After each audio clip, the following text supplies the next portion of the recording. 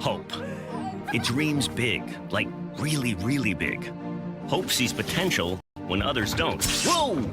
And it can see the future. Hope is the boss of its money, but it knows what really matters. Hope is day one. Hope is everywhere you look. At Bank of Hope, we have the tools, guidance, and you got it, hope for whatever you want to achieve. So come in. Welcome to Bank of Hope.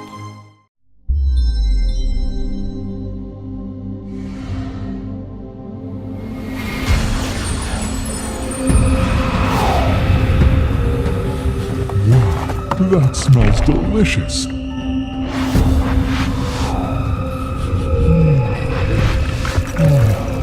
Fantastic.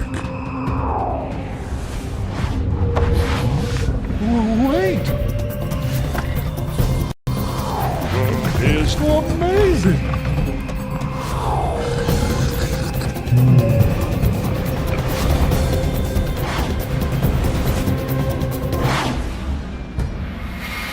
Hey, you want a shin? Nom shim shin ramen.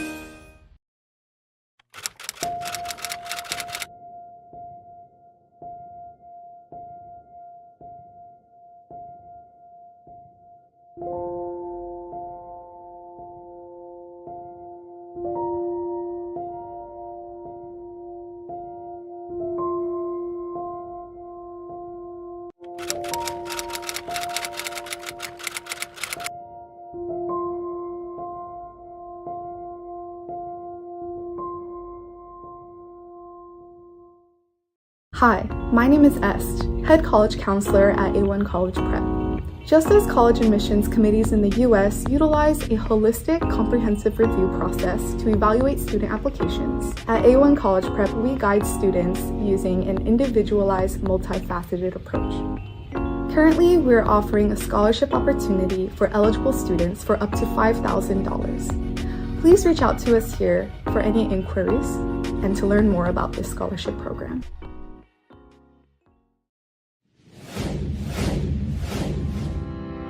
AGM은 미국 내 최고 수준의 학자금 재정 프로그램과 아이비 대학 연구진의 ARIP AI 인공지능 인턴십 프로그램을 운영하고 있습니다. 아이비 출신의 최고 강사진이 직접 지도하는 과외 프로그램과 글로벌 리서치 프로그램으로 자녀의 성적 향상을 책임집니다. 미주 최초로 자체 개발한 고객관리 시스템과 1,900개 대학 이상의 각종 데이터베이스를 여러분과 공유하겠습니다. 지금 바로 웹사이트에 방문해보세요. 자녀의 미래가 달라집니다.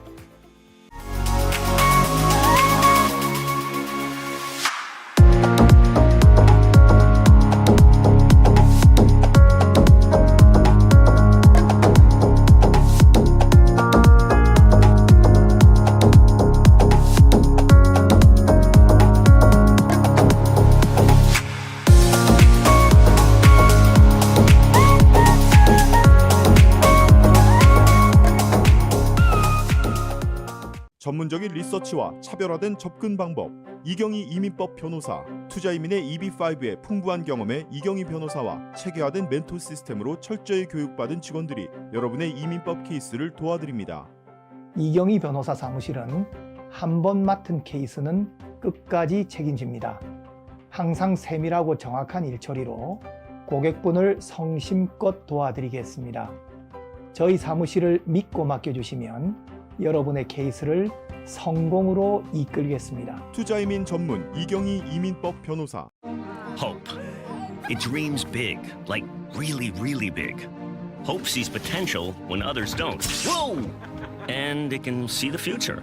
Hope is the boss of its money, but it knows what really matters. Hope is day one. Hope is everywhere you look. At Bank of Hope, we have the tools, guidance, and you got it, hope for whatever you want to achieve. So come in. Welcome to Bank of Hope.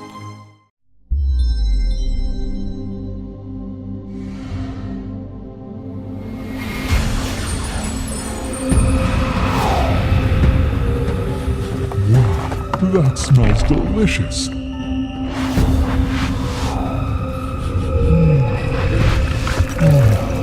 Fantastic. Wait!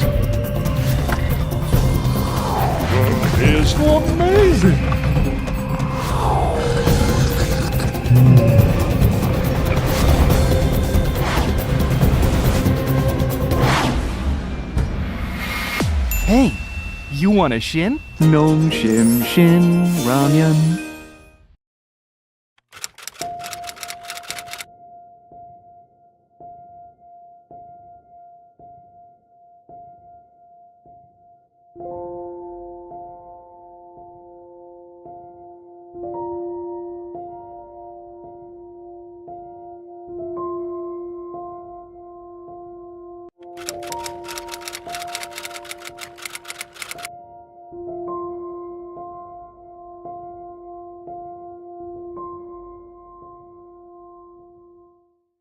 Hi, my name is Est, head college counselor at A1 College Prep. Just as college admissions committees in the US utilize a holistic, comprehensive review process to evaluate student applications, at A1 College Prep we guide students using an individualized, multifaceted approach.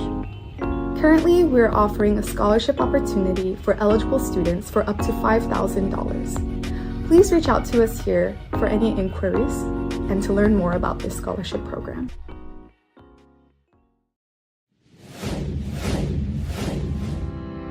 AGM은 미국 내 최고 수준의 학자금 재정 프로그램과 아이비 대학 연구진의 ARIP AI 인공지능 인턴십 프로그램을 운영하고 있습니다. IB 출신의 최고 강사진이 직접 지도하는 과외 프로그램과 글로벌 리서치 프로그램으로 자녀의 성적 향상을 책임집니다. 미주 최초로 자체 개발한 고객관리 시스템과 1,900개 대학 이상의 각종 데이터베이스를 여러분과 공유하겠습니다. 지금 바로 웹사이트에 방문해보세요. 자녀의 미래가 달라집니다.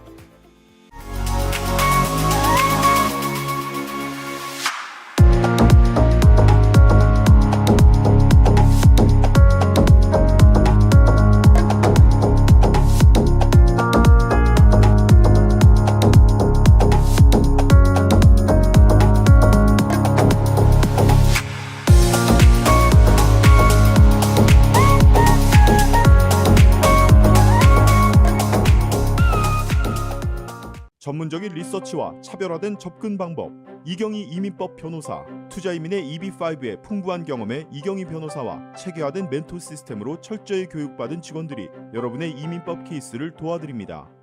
이경희 변호사 사무실은 한 번 맡은 케이스는 끝까지 책임집니다. 항상 세밀하고 정확한 일처리로 고객분을 성심껏 도와드리겠습니다.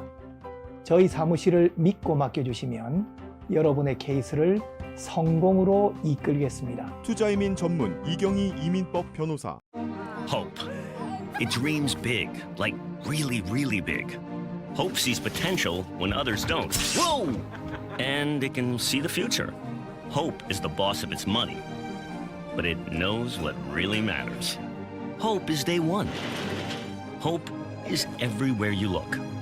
At Bank of Hope, we have the tools, guidance, and you got it, hope for whatever you want to achieve. So come in. Welcome to Bank of Hope.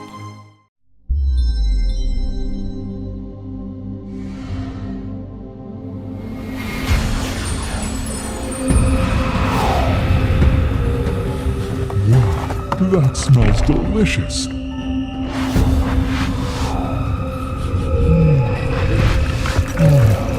Fantastic. Wait!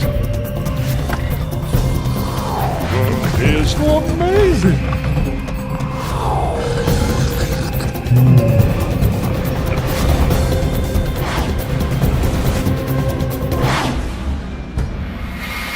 Hey, you want a shin? 농, 심, 신, 라면.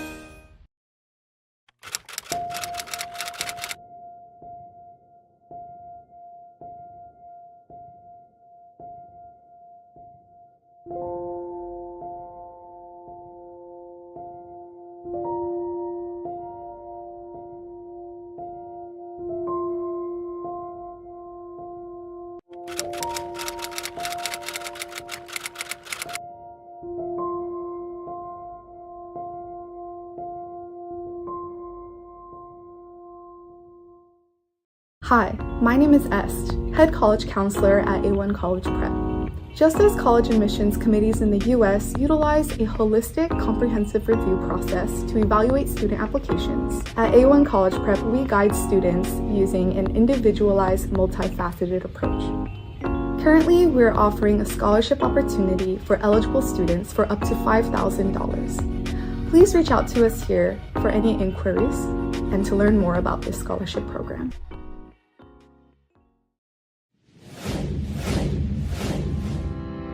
AGM은 미국 내 최고 수준의 학자금 재정 프로그램과 아이비 대학 연구진의 ARIP AI 인공지능 인턴십 프로그램을 운영하고 있습니다.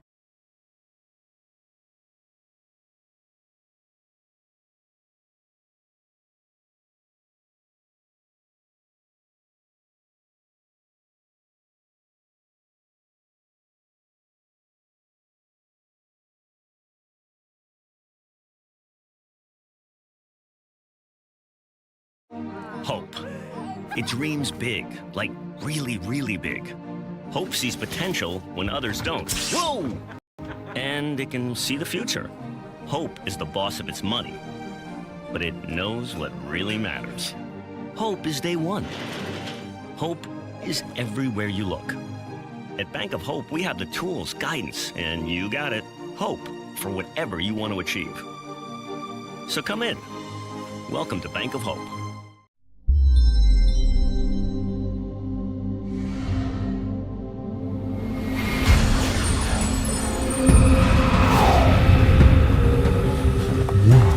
That smells delicious.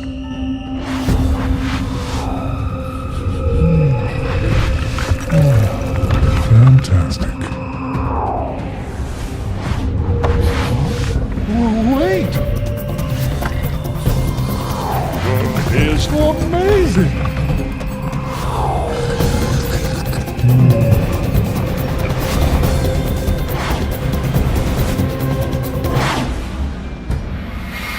Hey, you want a shin? Nom shim shin ramen.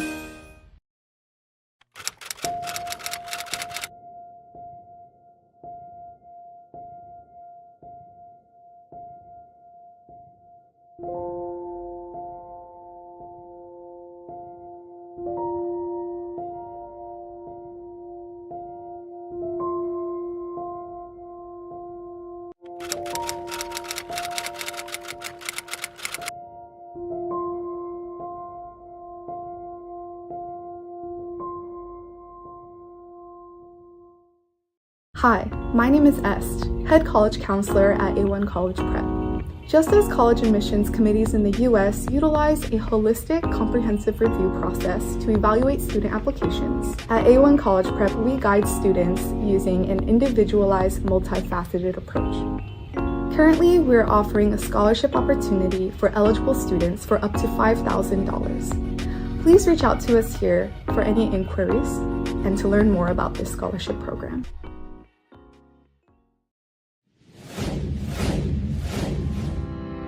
AGM은 미국 내 최고 수준의 학자금 재정 프로그램과 아이비 대학 연구진의 ARIP AI 인공지능 인턴십 프로그램을 운영하고 있습니다. 아이비 출신의 최고 강사진이 직접 지도하는 과외 프로그램과 글로벌 리서치 프로그램으로 자녀의 성적 향상을 책임집니다. 미주 최초로 자체 개발한 고객관리 시스템과 1,900개 대학 이상의 각종 데이터베이스를 여러분과 공유하겠습니다. 지금 바로 웹사이트에 방문해보세요. 자녀의 미래가 달라집니다.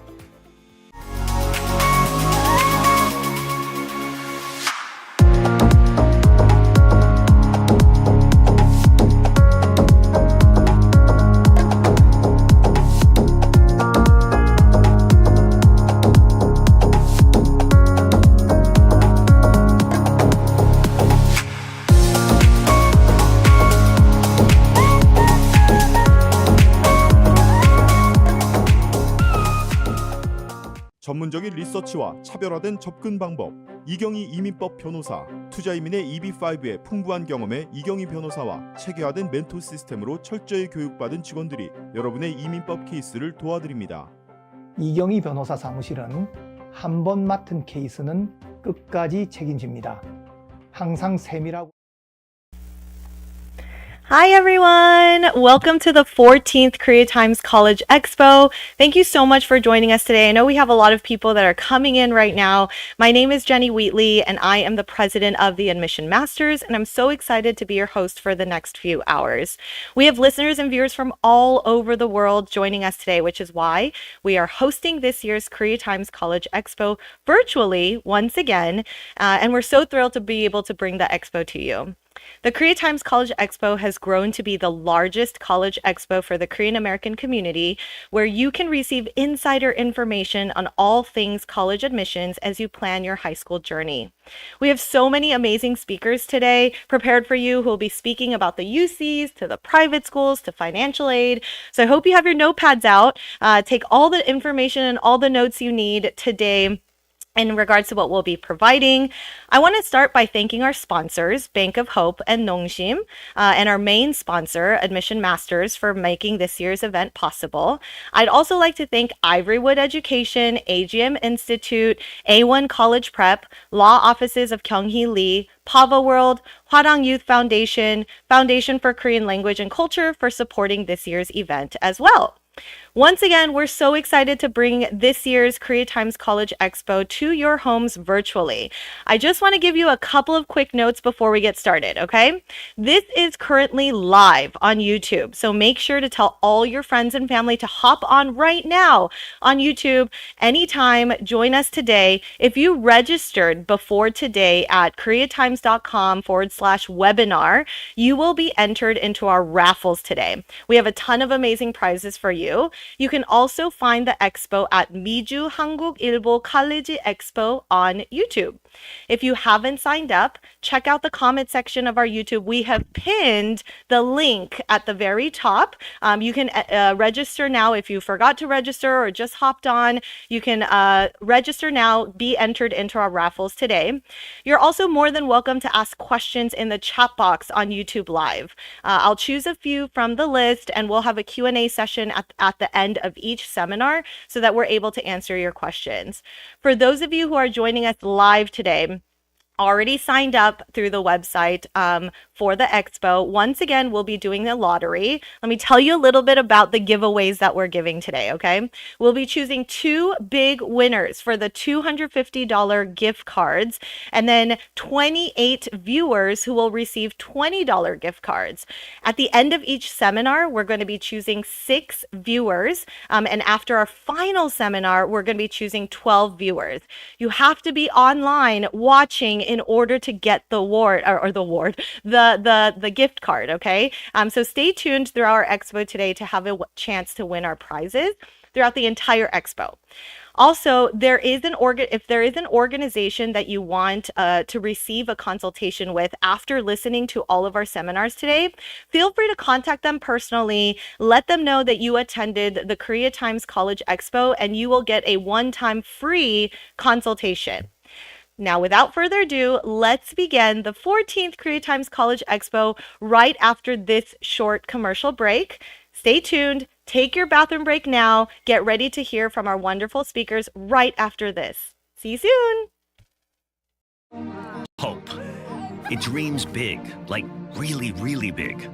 Hope sees potential when others don't. Whoa! And it can see the future. Hope is the boss of its money, but it knows what really matters. Hope is day one. Hope is everywhere you look. At Bank of Hope, we have the tools, guidance, and you got it, hope for whatever you want to achieve. So come in. Welcome to Bank of Hope.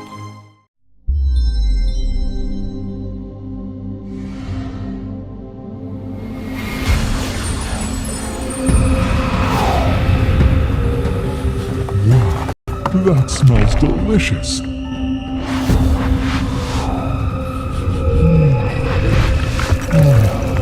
Fantastic. Wait! It's amazing.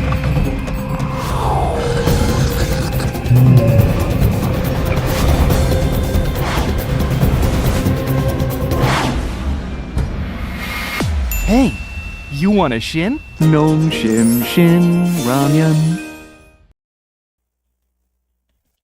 Hi, everyone. Welcome back. Hopefully, you guys took a good break. Just a quick one.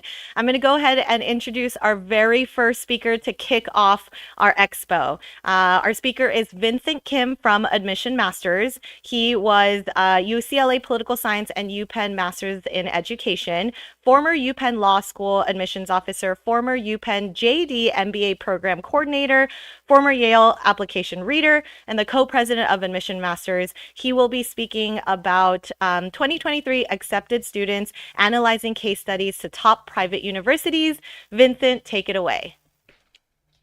All right. Thank you so much for that introduction. Once again, my name is Vincent. I'm a senior counselor here at Admission Masters. And today I want to talk with you guys about some case studies from some of our accepted students this past year who got into some of our nation's most selective universities. Specifically, I want to focus on 4 aspects of their applications that I feel like really helped contribute to the success of their applications. So that's what we're going to be reviewing today. Before we get started, just a quick introduction to Admission Masters. We were named the #1 educational consulting organization by a number of news outlets. We have former admissions officers from universities across the nation who work as our counselors here. We're a leader in boarding school and college admissions. We utilize a team-based approach where we have counselors from varying specialties, from accomplished writers to researchers who are able to offer specific specialties, skills to our students to help them as much as they can. We also have a personalized program for each of our students where we're trying to tailor our approach to each of their needs, their goals, their strengths, and their weaknesses. So I'm going to focus today primarily on 4 students, and I changed their names for the sake of anonymity, but I wanted to first share some commonalities that I felt like we really need to make sure we're clear on when we're aiming for some of these very selective universities. So you'll see here that I've broken it down into GPA and test scores. And across the board, they're very competitive. They're all very, very competitive applicants. You can see here that for the most part, they have perfect GPAs. For their test scores, they have, essentially a perfect ACT or near perfect ACT or SAT score, and very strong AP scores, pretty much all 5s and 4s. It's hard to get accepted into these colleges. I'm sure you guys knew that already, but I feel like there's this spectrum of understanding in terms of what our parents or students believe to be the case for how important these academics actually are. On the one end, I feel like there's parents and students who believe that academics are everything. And if you have 1B or if you don't get a perfect SAT score, there's no way that you can get accepted into these colleges. And on the other end of that spectrum are students who think that, I have a student who I have a friend who got accepted to Stanford last year and he ended up with a C in math, or I had a student who got accepted, or I had a friend who got accepted into Harvard and he got a 1200 on his SAT score. And as with most things, I feel like the truth is somewhere in between. At the end of the day, I will say that while academics are extremely important and you want to try your best to remain as competitive as possible, it really isn't everything. And that's kind of why I want to explain these case studies with you guys here so that you understand the different aspects of your application that you need to make sure are as strong as possible, in addition to having, the strongest academics as you can possibly maintain. So this is just to preface everything to understand how competitive this actually is. But let's take a look at some of these case studies in more detail now.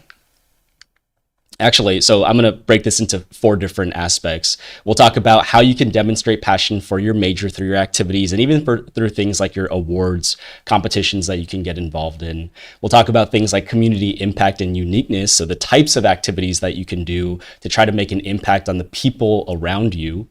We'll talk about essays and what you can be doing with your essays to stand out as much as possible. And then finally, we'll talk about recommendation letters, which hopefully students now, if you're rising seniors, you're starting to ask your teachers for recommendations as soon as possible.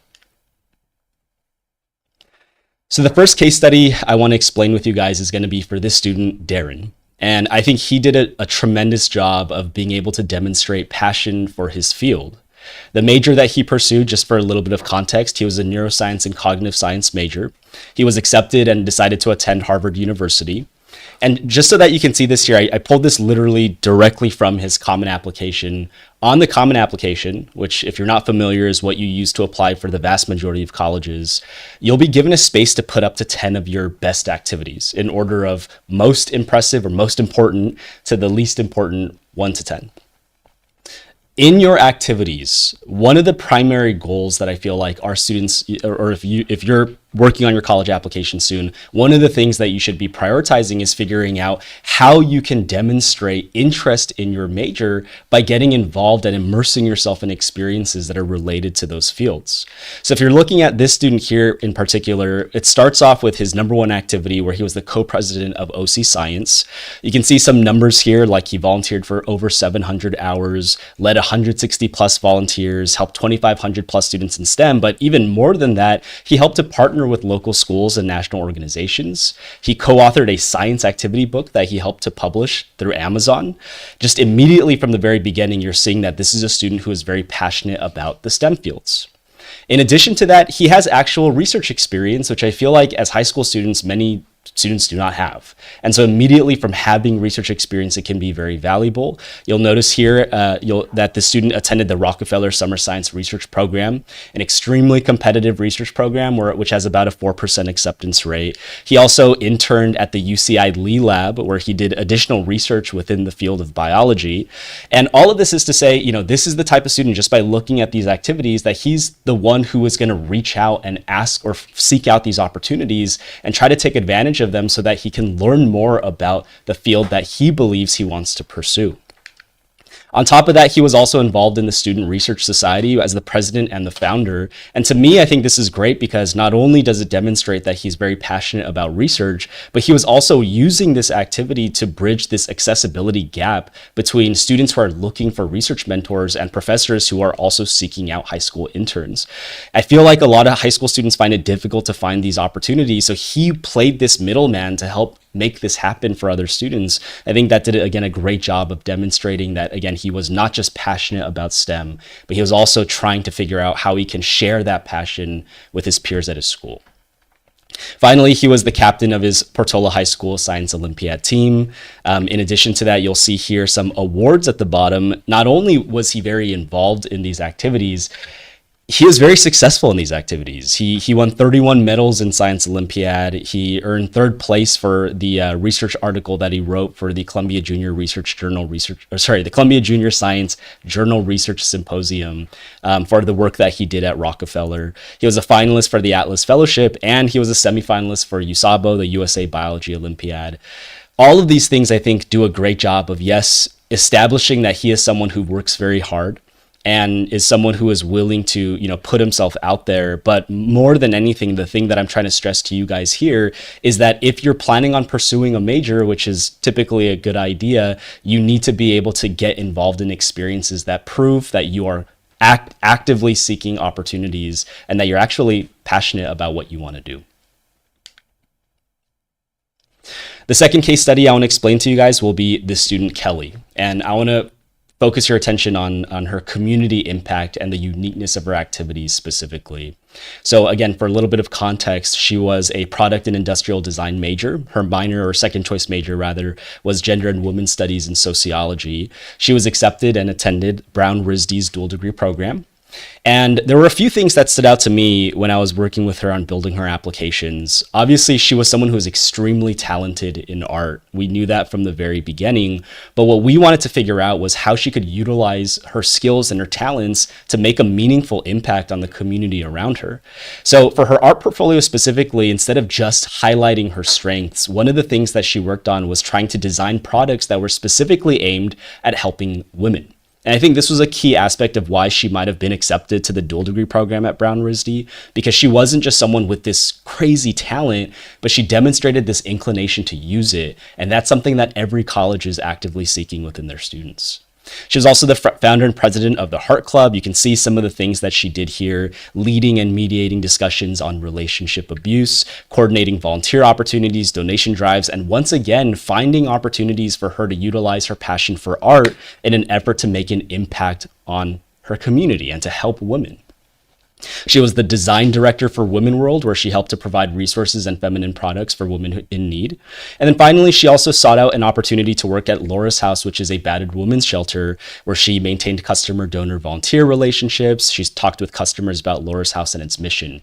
What you should be paying attention to here when you're looking at these things, again, if you're imagining from how this is going to look on a college application, is you're trying to demonstrate what ways that you're using what you know, the knowledge you have, the skills that you have, the talent you possess, in order for you to, again, have some kind of impact on the people around you. That's what colleges ultimately want to see. And I want to say that being able to demonstrate that vision was a key aspect of what really made Kelly to stand out when she was applying for these colleges. Okay, so those were all related to primarily activities, but now I want to talk with you guys about essays. And of course, you will be writing a lot of essays when you're applying for these colleges. If you're not already aware, for the UCs, you're going to be given a space to write 4 out of 8 UC essays, 350 words each. For the common application, which is, like I said earlier, the most popular application you'll use to apply for your colleges, you'll be having to write a personal statement that's 650 words, in addition to each of your college's supplemental essays. So for example, for Stanford, you'll have an additional 8 essays. For Princeton and Yale, both of those colleges, you'll have an additional 8 essays. You'll be doing a lot of writing, needless to say. In all of these essays, however, you're being given an opportunity, right? Don't see it as a challenge, something that you have to just do and get over with. This should be a space for you to share something about yourself that colleges need to know. You don't want to squander this opportunity, because it really can help you to differentiate yourself from everyone else who's doing so well in their academics, who's doing very well in their activities. What else can you share? This is where you can demonstrate that. So this is where we can learn things like your personal insights, right? This is a space for you to be introspective and to reflect and to think about the things that you've done, the values that you possess, the qualities you carry, and why you want to share that with your colleges. You can share unique character traits that you have. You can talk about your college fit in some of your essays. You can discuss your future goals and ambitions, and you are able to, and this is, I think, the big thing, within your personal essays, you're able to construct a narrative about who you are and what you want to share with your colleges. I'll say this at the end of these few slides here, but your essays are really the glue that ties your application together, and you want to try your best to really construct as strong of a narrative as possible. So I want to read with you guys a sample essay, a sample personal statement. This is for a student, Holly, who was accepted to Columbia as a media studies communications major. And I specifically want to point this one out because I think she does a great job of highlighting something that colleges need to know that they wouldn't know unless she wrote about it in this essay. So let's go ahead and take a look at this. With just the pull of my classmate's 2 fingers across the ends of his round eyes, I came face to face with a new lifelong enemy. As a sole Korean American in my first grade class, previously untarnished by the knowledge of bigotry and discrimination, I didn't know what brought my classmate to commit such an act. What I did know was that it hurt, a twinge in my chest that I couldn't take my mind off of. This debilitating uneasiness drove me to tell my teacher of the whole affair, but she simply responded with, "Boys will be boys." Dissatisfied, I told my dad at the dinner table, to which he curtly replied, "Don't think too much of it." The twinge in my chest suddenly grew to anger. Anger at the boy for introducing racism into my life, and anger at myself for not speaking out against him. Growing up in a Korean community and attending Catholic schools my entire life, I was raised to not have a voice, to conform, to be silent. There were unspoken rules everywhere. And you weren't allowed to speak up against them. I learned these rules since birth. As Korean immigrants, my parents raised me with the values of orthodoxy and obedience from their home country. But even as a young child, I was the loudest person in the room and freely gave my opinions on every topic imaginable. As I grew older, I not only learned that this one encounter with my fellow classmate was a small part of a larger, more outrageous problem in the world, but I also discovered individuals who devoted their lives to fight against it. By observing the works of Ida B. Wells and W.E.B. Du Bois, and exploring the impact of the Freedom Riders, Little Rock Nine, and the Greensboro Four on Civil Rights, I delved into the brilliant perspectives of individuals who spoke out against the system of oppression and forced conformity. Reading, watching, and learning about their fight for freedom left me, a young child who questioned her own forced silence, awestruck. I felt energized to follow in their lead and utilize my own voice to lift my people. Today, I refuse to be silent. In contrast to the environment of compliance in which I was raised, my conscience and self break free from those restraints. I've come to realize that my greatest asset is my voice, and I'm unafraid to use it to stand up against racism and injustice. My activism encourages me to subsist on uplifting those who are muted by oppression and don't have a voice. It's what inspired me to aid the Keep Koreatown protest, in which I fought to protect the thriving Korean American community in LA. It's what motivated me to organize seminars to spread awareness about Korean comfort women who were forced into sexual slavery by Imperial Japanese soldiers. And it was the driving force behind why I worked with LAUSD and LA City Council officials to remove a mural of the rising sun flag, a symbol of unjust violence towards Koreans during World War II in the heart of Koreatown. Even my art shares the exact loudness of activism I have with words. Each piece I make, no matter how it may look to the naked eye, is inspired by my passion for social justice. Although my first grade self felt ire towards my classmates' insult, I now see the encounter in a new light, as I know that it galvanized me to strengthen my own voice. What once manifested in anger became empowerment, and in the face of injustice, I will not cower behind rage, but will rather be motivated to use my voice to tackle the issues I'm confronted with. In the years to come, I will surely face obstacles that attempt to suppress my voice. However, I am certain that against injustice, I will always be loud. I love this personal statement. I love it for a few reasons. I think there's some things that the student does very well within this essay. Obviously, it's very well written. But I think beyond that, the student does a great job of telling us some challenges that she experienced early in her life. For her, growing up in this religious community, in a very conservative household where women were raised to really not be able to speak, to not have a voice, and instead being able to demonstrate how she took the bull by its horn, so to speak, and was able to find ways to use her voice in a way that was very meaningful to her. In addition to that, like I said earlier before I read the essay, this personal statement is an opportunity for you to share something about yourself that colleges will never know. I think a big mistake that students make when they're writing their essays, especially when like helicopter parents are hovering over them and making them like talk about the gold medal they won in this swim meet or talk about the national debate championship they won. They want them to stress things that are already in their applications, in the activity section, for example. This is an opportunity for you to share something again that we don't otherwise know. You can definitely pull aspects of your application, of some of your activities, of some of your recognitions, but this is not a space for you to just tell us your entire resume and to just brag about your accomplishments. We want to know what else we need to learn about you, and this essay does a great job of establishing that. Like I said earlier too, this essay is the glue that holds her application together. If you remember from one of those paragraphs, one of those body paragraphs, let me jump back here. This paragraph here where she talks about getting involved in the Keep Koreatown protest, or helping organize seminars for Korean comfort women, or even for the art that she's done. You know, all of these things without this essay would maybe just seem like one-off events, but through this essay, she ties it all together as a way for her to explain how she gets involved and why she wants to use her voice, how she's going to be how she's going to be working to utilize her voice moving forward as well. So this essay, again, does a great job of gluing those components together and teaching us something about her that, again, we must understand. So tell us something we'll only know by reading your essay. When you're brainstorming now, even if you're not a rising senior, this is a time for you, whether you're a freshman, sophomore, or a junior, to reflect on your experiences. Right? We want students who are introspective. We want students who really actively thought about the things that they've gone through, and then through their experiences highlighting values, qualities, perspectives, viewpoints that we must know, and through that demonstrating your own story, your uniqueness, and your authenticity. So this is the space for you to be able to do that. Okay, the final thing that I want to talk about with you guys today are going to be recommendation letters. And I'm going to be quite honest, when I was reading applications for schools like Yale, for instance, when I saw an Asian student, it was a dime a dozen to have a student who had really strong grades, who had amazing test scores, but I would then get to their recommendation letters and I would read things like, this student is really bright, but kind of shy. Or this student is someone who will excel in their academics, but didn't participate as much as I'd like him to.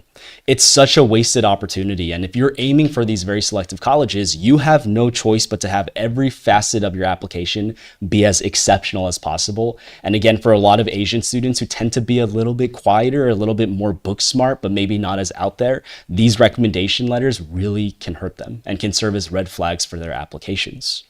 So just so we're clear, for private schools, for most colleges, you will be asked to submit up to 1 to 2 academic recommendation letters. For some schools like Brown University, you're given a space to put up to 4 academic recommendation letters. That would be 2 required ones and additional 2 optional recommendations. You're also going to be asked to submit something called the counselor's secondary school report, which is their recommendation letter on your behalf as well. So if you're, whatever grade you're in right now, you should be asking yourself, if I needed recommendation letters today, do I know who I would ask? And will they write not just good recommendation letters for me, but exceptional recommendation letters for me? If your answer to either of those questions is no, that's a problem. And this is something that you should be working on as soon as possible. From the very beginning of your school year, you should be working to build on your relationships. Just so that you're aware, for the UCs, you don't need any recommendation letters, but some schools like Berkeley, for example, could ask you for a recommendation after your application submitted if they feel like they need more information from you too. So what I want to do here is I want to show you what an exceptional recommendation letter actually looks like. Right? Again, in most cases for teachers who write these kind of average, mediocre recommendations, they end up being very short, very, to the point, lacking specifics. I'll talk about some of that in a few moments, but I want you to really carefully pay attention to the type of recommendation letter that can help you to stand out to your colleges. So for our final case study today, let's take a look at Eric. He was a STS, which is a Science, Technology, and Society major, an interdisciplinary major that's offered at some colleges. He was an STS major. Bioethics, biology were his second and third choices. He ended up attending Yale. And this is the recommendation letter he received from his calculus teacher. It is a great pleasure for me to recommend Eric for admission to your university. He is one of the most extraordinary students I've encountered in 20 years of teaching. I taught Eric AP Calculus last year as a 10th grader, and he was one of the very top students in an extremely able group of mostly seniors. He has a high aptitude for math and was very much involved in his work, applying himself with persistence and dedication, and often going beyond the regular class assignments. Eric's abiding interest, however, is science. He has developed a series of strands for use in providing computerized drill and review in the basic skills and techniques of algebra and arithmetic, and has recently adapted these to other subjects. Eric's work in this area has been so original and significant that he's published a paper on it and delivered several lectures to professionals in other parts of the country. This is a phenomenal accomplishment for anyone, especially a young man in rural Pennsylvania. It is also worth noting that both last year and this year, Eric taught math to a 10th grade class of mine for 2 weeks. He took over completely, preparing lectures, assignments, and tests with great care and thought. His lectures were clear and well organized, and it was obvious that he had expended a great deal of effort to make the course the success that it was. Eric's personal qualities are as impressive as his intellectual accomplishments. An extremely kind, sensitive, and sensible boy, he has had a difficult family situation for a few years now. He provides emotional support to his mother through her battle with cancer without allowing the situation to undermine his own stability and accomplishments. He has exhausted all that we have to offer him in this small community, and the maturity that he has demonstrated leads me to believe him capable of entering college a year early, as he now plans to do. I sincerely hope that you will be able to offer him a place in your freshman class. There's a few things about this recommendation letter that I feel like this really stands out in comparison to, again, what I feel like are most average or mediocre recommendations. Most of the time, when I'm reading a recommendation letter from a student, again, an Asian student typically who is very smart but just doesn't have, a great relationship with their teachers, it ends up sounding like a very generic template response.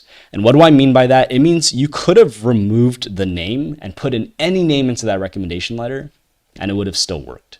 It lacks specifics. It's short, it's impersonal, it's unenthusiastic, and it can kill your application if that ends up happening, because so many other competitive applicants will have people who are willing to speak on their behalf and write these amazing recommendation letters.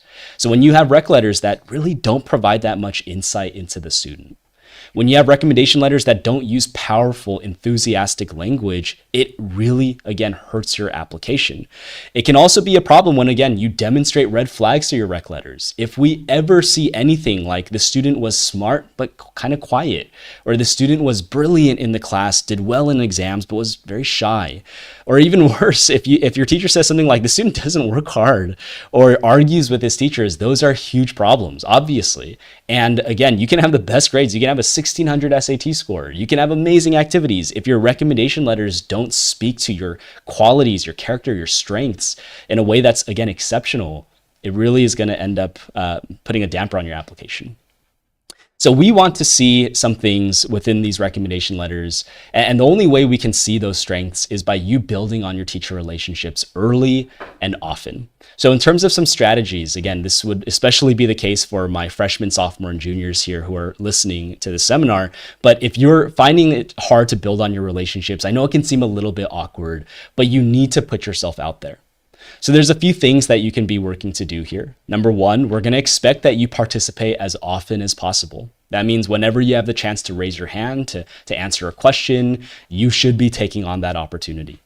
This also means that you have to attend office hours. You need to make sure that you are not just going to the classes and not just paying attention to the lectures, but that you're also taking advantage of opportunities to talk with your teacher in between classes, in nutrition breaks, after school. A lot of times teachers will have set office hours for you to attend so that you can actually go and receive additional support.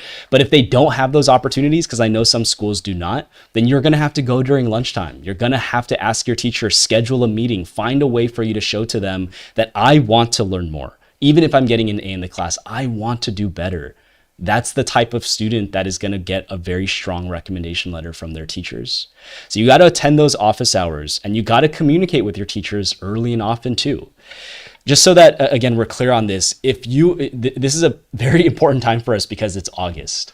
And a lot of you guys are already back in school. If not, you will be going back to school probably in the next 1 or 2 weeks. If you don't build on your teacher relationships within the very first few weeks, first few months of school, you have already established an impression to your teacher that is going to be extremely difficult to break. That is problematic. So if you want to find a way for you to build on your relationships, do not wait. From day one, you want to make sure that you're implementing these strategies as much as possible so that you're getting a good first impression from your teachers, and hopefully you can only go up from there. So again, communicate with your teachers inside and outside of the class. Email them things. I have students who get so involved with their teachers that they actually will find an article that they read that reminded them of something that their teachers taught them. And they'll email that article to their teachers and say, hey, like, look at this. I thought it was really interesting. It reminded me of what you taught me in class yesterday, for example. Or if there's a podcast that you listened to or video that you watched, this is a great opportunity for you to formulate new inroads with your teachers and to build these relationships in a way that most other students will not be doing. You want to make sure you're showing appreciation for your teachers. I don't know if any of you guys do this, but you should. During holidays, Christmas, at the end of the school year, there's Teacher Appreciation Day. If you don't already do something nice for them, and I'm not saying you have to buy them anything, I'm not asking you to bribe your teachers or anything, but if you do have the opportunity to write them a card, at the very least, write them an email, something that can take you, a minute to do max, this is an opportunity that, again, you shouldn't be wasting. Right? Again, think about it. Most students will not be taking on this opportunity to go above and beyond to build their teacher relationships. So even small steps like this, very simple things like this, can help you to build your relationships even further. And then finally, you want to try your best, and I think this is the peak. This is at the epitome of what I'd want to ultimately happen by the time you're building your relationships. After you're participating often, after you're going to those office hours, what should you be doing next? You should be working to build a more personal relationship with your teachers that goes beyond academics alone. That can be difficult, and I understand that. I know for some students, it's easier for them to build these more personal relationships than it is for others. But you need to practice this. So again, especially for those of you who are underclassmen, freshmen, and sophomores, you're probably, by the way, again, going to ask your junior year teachers for recommendation letters. So if you're a freshman or sophomore, you should still be building these relationships as practice, and also because you might ask these teachers for recommendation letters for your summer programs, for internship applications, for example. So build these relationships, practice talking with them about things that go beyond academics alone, right? If they're a huge basketball fan, if they're a Lakers fan, for example, bring that up. Try your best again to exercise that ability to discuss things with them that don't just have to do with academics alone. All right. Hopefully by implementing these strategies, it will allow you to develop a good relationship with your teachers, again, early within the school year, and ultimately allow you to get a very strong recommendation letter by the time you'll need one. Okay, so I hope that was very informative. I know I went through a lot of information quickly here. We're going to go through a Q&A in a second, but that being said, we have our QR code here. So if you'd like a free consultation, feel free to contact us at the phone number or click on the QR code to go to our link tree. Thank you very much. All right, we are going to go to our Q&A session. That was amazing. Thank you, Vincent, for sharing the ultimate information with us.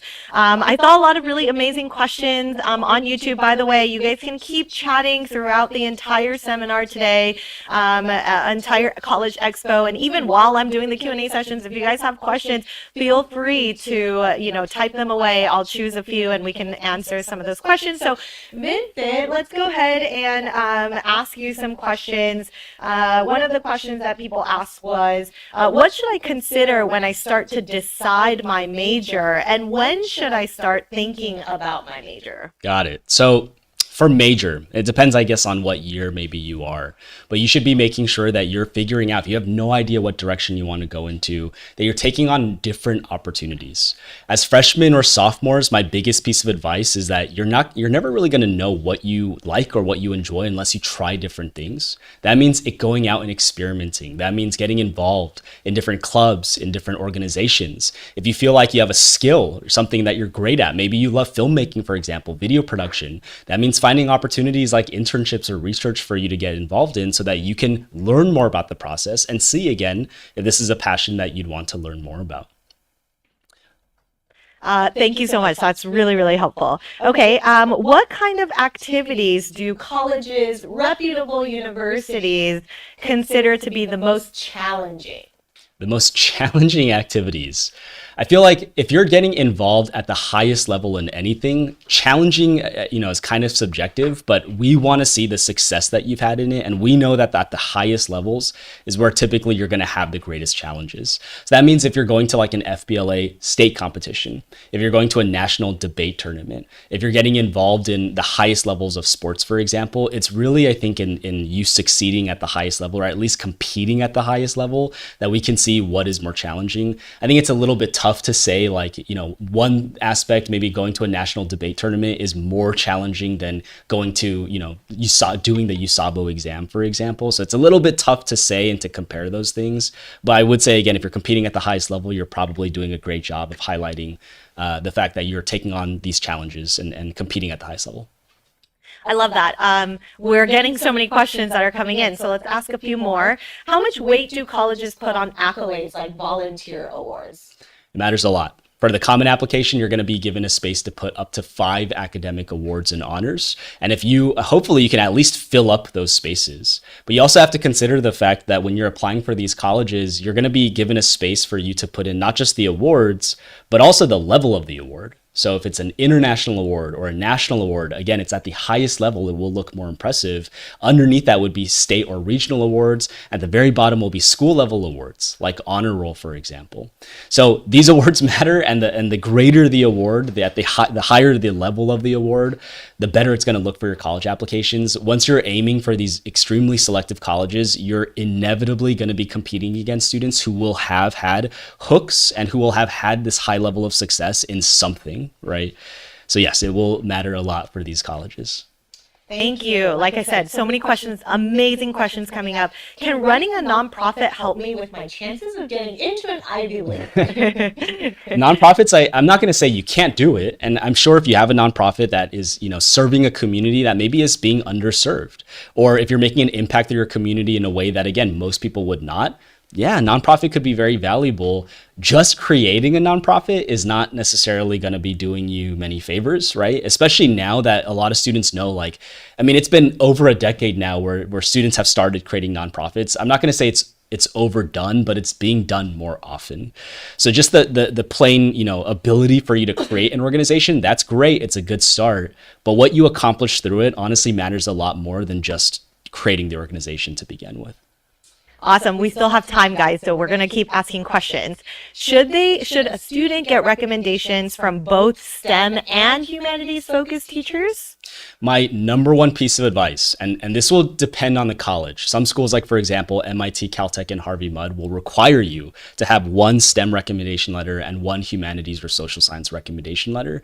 In most cases, they don't have strict requirements like that. And while it can be nice for you to have recommendations from teachers of varying fields, it can kind of provide new insight into you as a student. It's not necessary. And honestly, again, my number one advice would be ask the teachers that you have the best relationships with and who you are confident will write you the strongest recommendation letters. So if that means it's a math and a science teacher, or if that means it's an English and a history teacher, honestly, I'm fine with it if you are confident that those are the two people who will write you the best recommendations.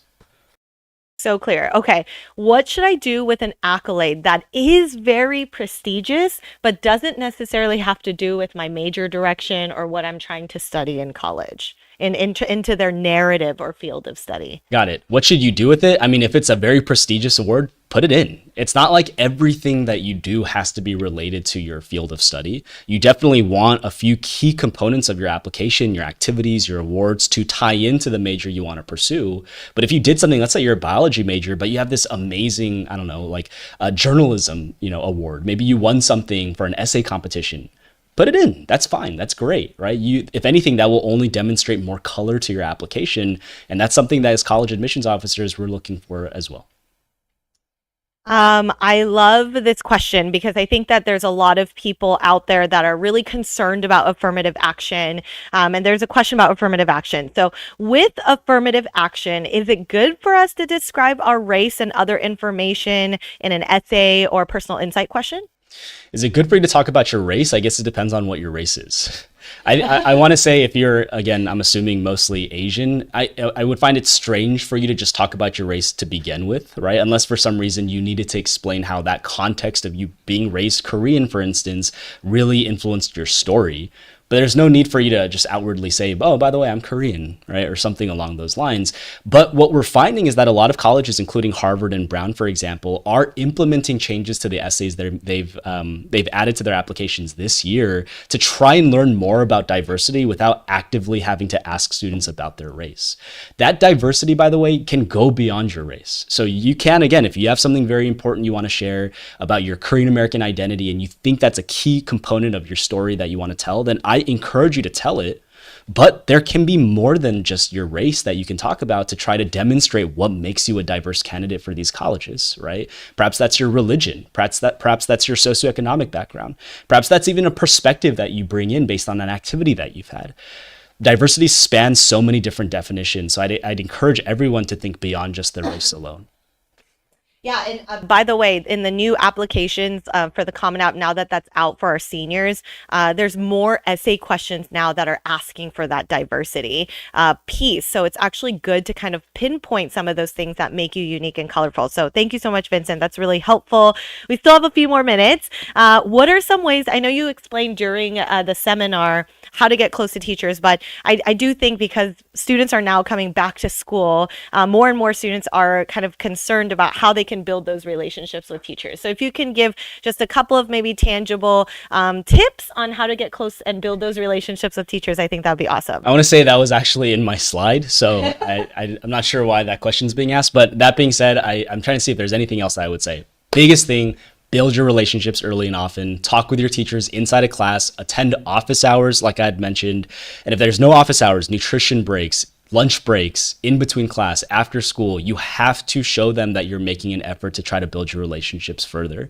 This also means that, again, demonstrating appreciation, taking advantage of holidays, teacher appreciation week. You want to do your best to at least write them a nice personal card that shows them that you're very grateful for the work that they've put in for you throughout that year. Those are a few things. Ultimately, hopefully you can build a nice personal relationship with your teachers and go beyond just academics alone. But I mean, really the only thing that you can do, there's no shortcuts. You have to talk with your teachers often. You have to participate. You have to go to those office hours. At least that would be, to me, the bread and butter for how you can build a relationship with your teachers, and then you can move from there.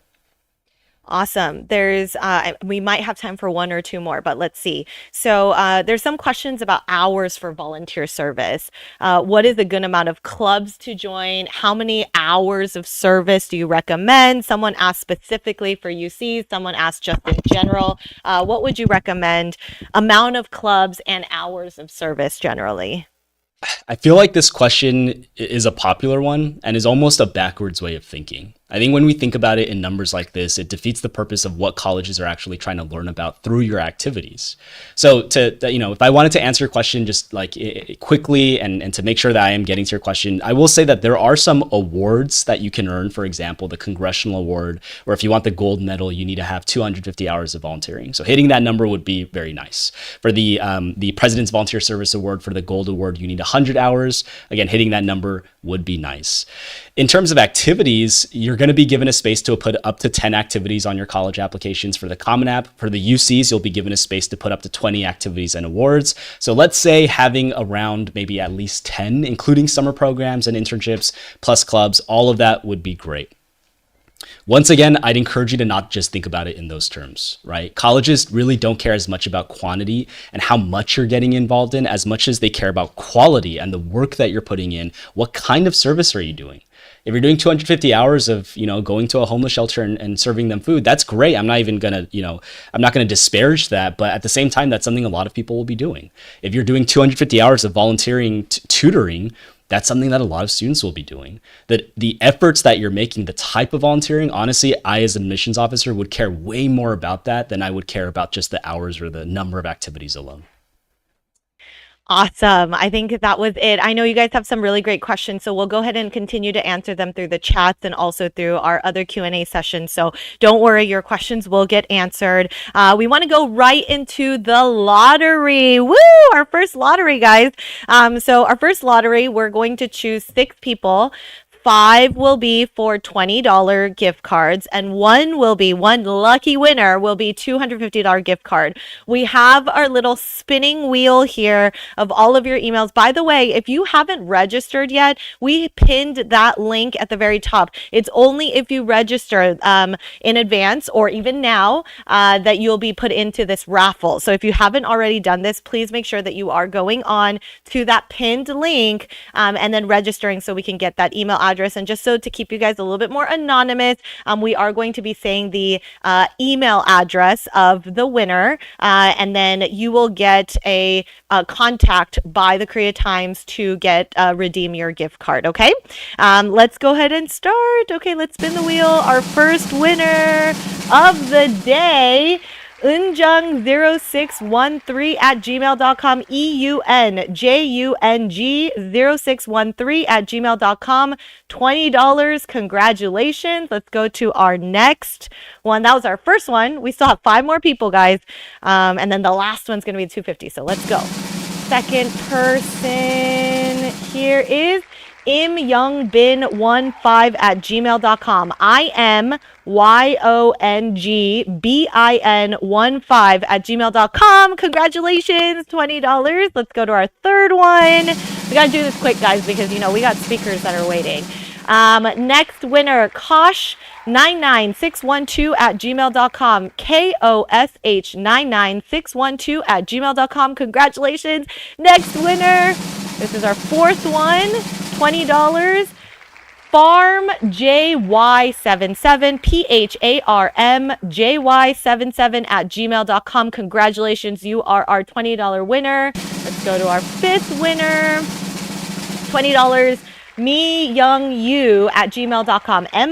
MIYOUNGYU @gmail.com. Congratulations. And now we are going to our $250 winner is Happy Unsuk 131 @gmail.com. Happy EUNSOOK 131 @gmail.com. Big winner. By the way, we are going to do another raffle after every single seminar, and our last raffle is the big one. The $250 winner will be at that last raffle. Congratulations. If your email was called out, you don't have to do anything.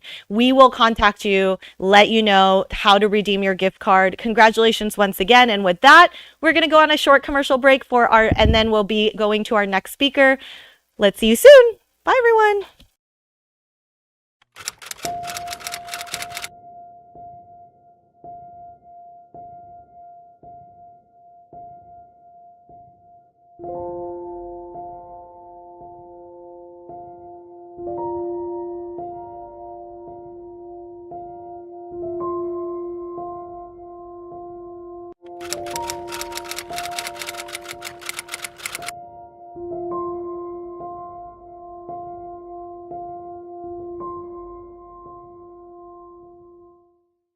Hi, my name is Est, head college counselor at A1 College Prep.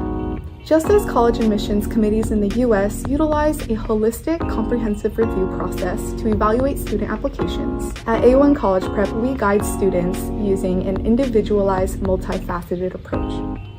Currently, we're offering a scholarship opportunity for eligible students for up to $5,000. Please reach out to us here for any inquiries and to learn more about this scholarship program. All right, welcome back, everybody. We have our next speaker. I'm so excited to introduce you guys, Ryan Lee from A1 College Prep. He is the director there. He has admissions experience at USC and Columbia. He's a current interviewer at Columbia University. He got his master's in cognitive psychology at Columbia, BA in medicine at USC, WASC accredited vice president, ACA member, and NACAC certified. Again, without further ado, all of you who are waiting for the UC admissions, Ryan will be speaking about the 2024 UC admissions trends and strategies. Welcome, Ryan. Please share with us. Thank you. So today we will talk about UC. I would be going over the admissions statistics. I will be sharing a snapshot of it. I also want to introduce some unique academic pathways that we can proceed in UCs. We are going to emphasize the holistic review, admissions criteria. Yes, we are going to talk about some strategies towards our personal insight questions and rubric for competitive applications. So that's what you can expect. So let's start with the UC statistics. So as we can see and all we know, UC Berkeley, UCLA is public rank number 1, national rank number 20, one of our students' most wanted colleges. UC is a public university system in California. It consists of multiple campuses located throughout the state. UC campus are very well known for the academic excellence and the research contributions. As we can see throughout our chart, UC Berkeley all the way to UC Merced, our public rank for UCs are number 1 through number 42, national ranked in number 20 to 97. All of the UC schools have been nationally ranked within 100 throughout the years. As we can see in the statistics, UC applications and admissions trend has been going down. UCLA and UC Berkeley, very, very competitive, followed up with UC San Diego and UC Irvine. UC Santa Cruz, Riverside, Merced has been consistent within around 30%. Now, in UCLA, last year's data, we have currently about 140,000 applicants, 12,000 admitted with the 8.8 overall admitted rate. Our middle, 25 to 75%, has a high school GPA of approximately weighted GPA of 4.2. And of course, with UC Berkeley as well, we're looking at about 125,000 applicants and 14,000 admits overall, having an 11.6 admission rate. Our middle student of high school GPA will be about 4.15, 4.29. As we can see, there are a lot of applicants in UC. However, what I want to recommend for our students, we do not need to proceed in the traditional majors. As a matter of fact, I would like to introduce a unique academic pathway. I like to call this interdisciplinary majors, where we can combine different majors together.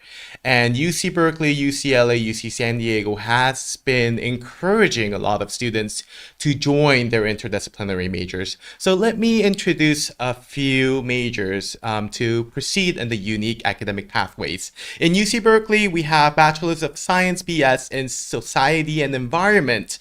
These actually were top major from my own students that they've graduated and they've proceeded in graduate schools as well. well proceeding in this specific major. UCLA, UC San Diego, they're very, very well known as the BS and the BA in the business economics.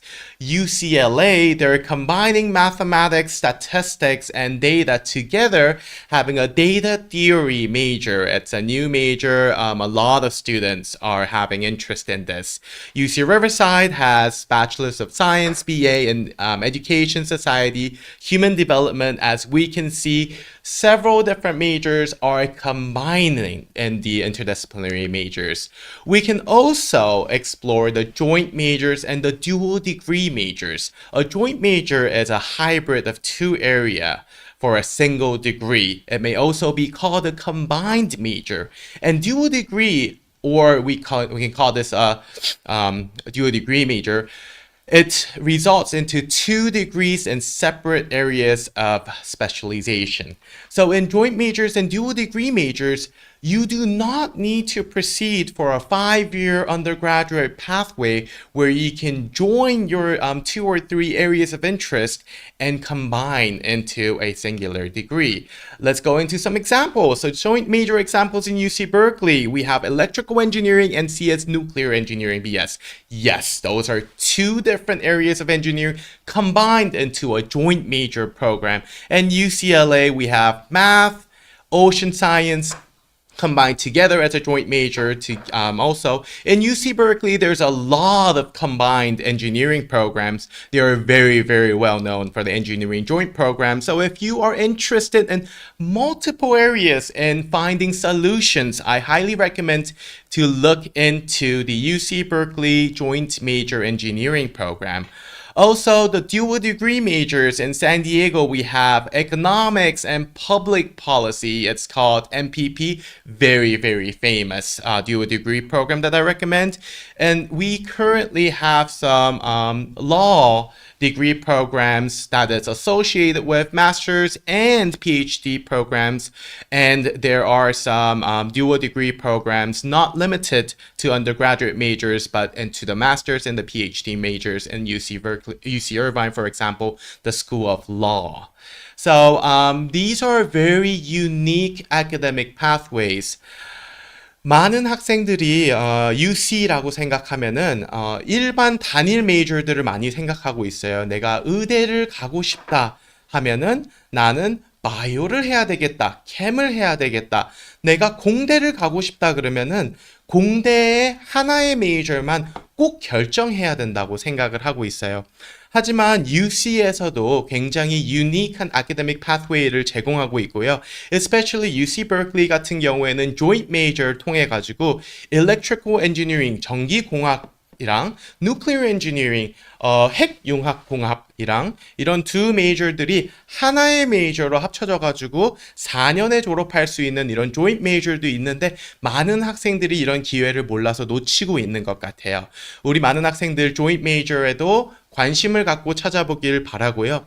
내가 만약에 굉장히 특이한 이력들이 있고 내가 여기에서 2개 이상의 관심사를 하나로 합치고 싶다. 이거를 더블 메이저라고 많이 생각하셨는데 이제 dual degree major라고 검색하시고 그렇게 찾아보시면은 샌디에고 같은 경우에는 이컨이랑 public policy, MPP라는 굉장히 좋은 dual degree major가 있고요. 이런 dual degree major랑 joint major를 같이 사용하면은 우리가 한 가지가 아닌 여러 가지의 활동을 4년 안에 우리가 졸업할 수 있다는 가장 큰 이점이 있기 때문에 우리 많은 학생들 대학원을 간다 아니면 내가 한쪽에 관심이 있다. 많은 관심이 있는데 내가 여기에 어떻게 메이저를 선택해야 될지 모르겠다 하는 친구들은 joint major, dual degree major를 같이 search하는 것을 저는 추천해 드리겠습니다. Now, one of the most important slides of the day, a holistic approach. Now, UCs have announced that UC will go in holistic approach. Let me borrow one of the UC admissions, Dean of Admissions quote. As we consider each individual's application and result assured, we do consider each one. We look beyond grades. Also, evaluating your academic achievements in light of opportunities available to you, your demonstrated capacity and contribute to the intelligent life at UC. As we can see here, UCs are not just going to look at the numbers. UCs are not going to just look at your GPA. UCs want to see who you are. So individuals who's preparing for UCs, I highly recommend to ask yourself, who am I? Without the numbers. They like to see beyond grades. They like to see what you can demonstrate, what capacity you have to contribute, and what your leadership looks like. Academic criteria, of course, yes, don't get me wrong, unweighted student GPA is one of the most important elements. Standardized exams are not accepted in UCs. It is score blind. There is a difference between score blind and score optional. Score blind means even though you have a perfect score and you would like to submit, they are not going to consider, where in score optional that you have a choice to demonstrate your standardized testings inside the application or not. You will not be penalized of not giving in the SAT scores. In UCs, you have 20 slots to write down the distinguished awards and competitions. It is very important to know UC are not just looking into an end result. Yes, it is great to have excellence factor and it is great to show excellence factor. However, just because you are a president, just because you are a founder of a club, doesn't mean UCs are going to put more points into your academic criteria. Yet, they want to see the process. They are more interested of why you chaptered those clubs, how you demonstrated those leaderships, and what you've learned. So rather than the end result, I highly recommend that UCs want to see where the whole process began, how the whole processed up to you. So rather than end result, they are looking into the holistic elements of your distinguished elements in awards and competitions. Yes, you are to talk about your projects, your supplementary materials, the research, all the excellence areas that you've contributed into the academia and non-academia factors. And yes, in excellence factor, there is not always a reward, award, or a certificate. You can demonstrate those very specific passion of yours in the personal statements and in the extracurriculars and activities. In extracurriculars and activities, you can see the award section. You have up to 20 activities and awards that you can write with description of 350 words. There are 6 categories here. You can write your awards, your honors. You can go with the educational preparation programs, extracurriculars, other coursework, volunteer, community service, and work experience. Here, you only have 350 words. And here's a very important point. Now, I know that you want to show the very specific passion in the major that you are interested, but here's a very important tip that I want to show you guys. It is not a great idea for you to write 20 volunteer activities or 20 research opportunities or 20 in a singular area. What it means in holistic review, it really means we want to see who you are. Yes, you have a hobby. Yes, you have a very specific criteria that you want to emphasize that is non-academics. You can put it here. No, even though you want to demonstrate your early interest in pre-medicine because you are so sure that you want to be a doctor, good for you. However, I'm pretty sure pre-med elements in high school outside of class was not the only participation of yours. We do see individual who likes to brag about their 100 hours brag about what they founded, brag about their rewards and activities. Good. However, that's not the only things to put. So please, when they give you 20 activities, when they ask you, they have 6 different categories, they mean it. They want to see all different 6 categories balanced out. And if you're going to demonstrate a very specific point in your PIQs, I highly recommend you to double check that it is written in your extracurriculars and activities here. Now, these are the comprehensive review factors that UC admissions will go through these rubrics. 자, 여기에서 13가지 제가 이제 공개할 자료들은요.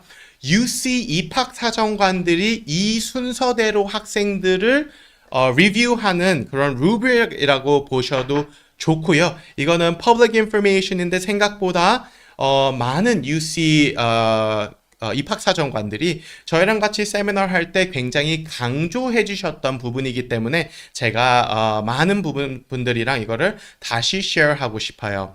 자, number 1. Academic grade point average. UC has UC GPA separate, and this is not your weighted GPA that you get in your transcripts. Academic grade point GPA, UC use UC GPA. That is based on A through G requirement. Academic performance and number of academic courses beyond A through G requirement is also the second factor that is important. 이게 무슨 뜻이냐면 UC에서는 UC GPA를 A through G requirement의 과목에 한해서 채점하는 것은 사실입니다. 하지만 그렇다고 UC에서 A through G requirement의 수업만 들으라고 권장한다는 것은 아니에요. 우리가 수업을 듣다 보면은 학교에서 제공하지 않는 수업도 있고요. 학생들이 서머 프로그램 가가지고 열심히 대학 강의를 듣는 경우도 있습니다. 이거는 A through G requirement에는 포함이 안 되기 때문에 GPA에서 반영이 안 될 수도 있어요. 하지만 여기에서 A through G GPA 반영이 안 된다고 해서 UC에서 그 과목들을 안 보는 것들이 아니라는 점. UC에선 계속 강조하고 있습니다. Number 3, UC approved honors and advanced courses. Yes, we are looking at the honors courses and the APs. Number 4, eligibility in the local context. Yes, it's only California applicants. And number 5, quality of senior year coursework, junior year coursework. 이제 UC에서 우리가 굉장히 잘 알고 있는 부분인데 우리는 점차적으로 더 어려운 과목을 도전하는 학생들을 보고 싶고요. 그리고 우리가 주니어, 우리가 시니어 과목에서도 나는 앞으로 이런 것들을 들을 것입니다도 우리가 분명히 표기해야 되기 때문에 시니어 이어이라고 우리가 원서가 끝난 것이 아니라는 거, 우리가 시니어 이어까지 잘 플랜된 나의 점차적으로 더 어려운 과목, 점차적으로 더 도전하는 이런 요소들을 UC에서는 계속적으로 요구하고 있다는 거 제가 강조하면서 number 7, outstanding performance in academic subject areas. Yes, it is specific into academics. But number 8, achievement in special projects and improvement in academic performance. This doesn't necessarily limit into the academic subject areas.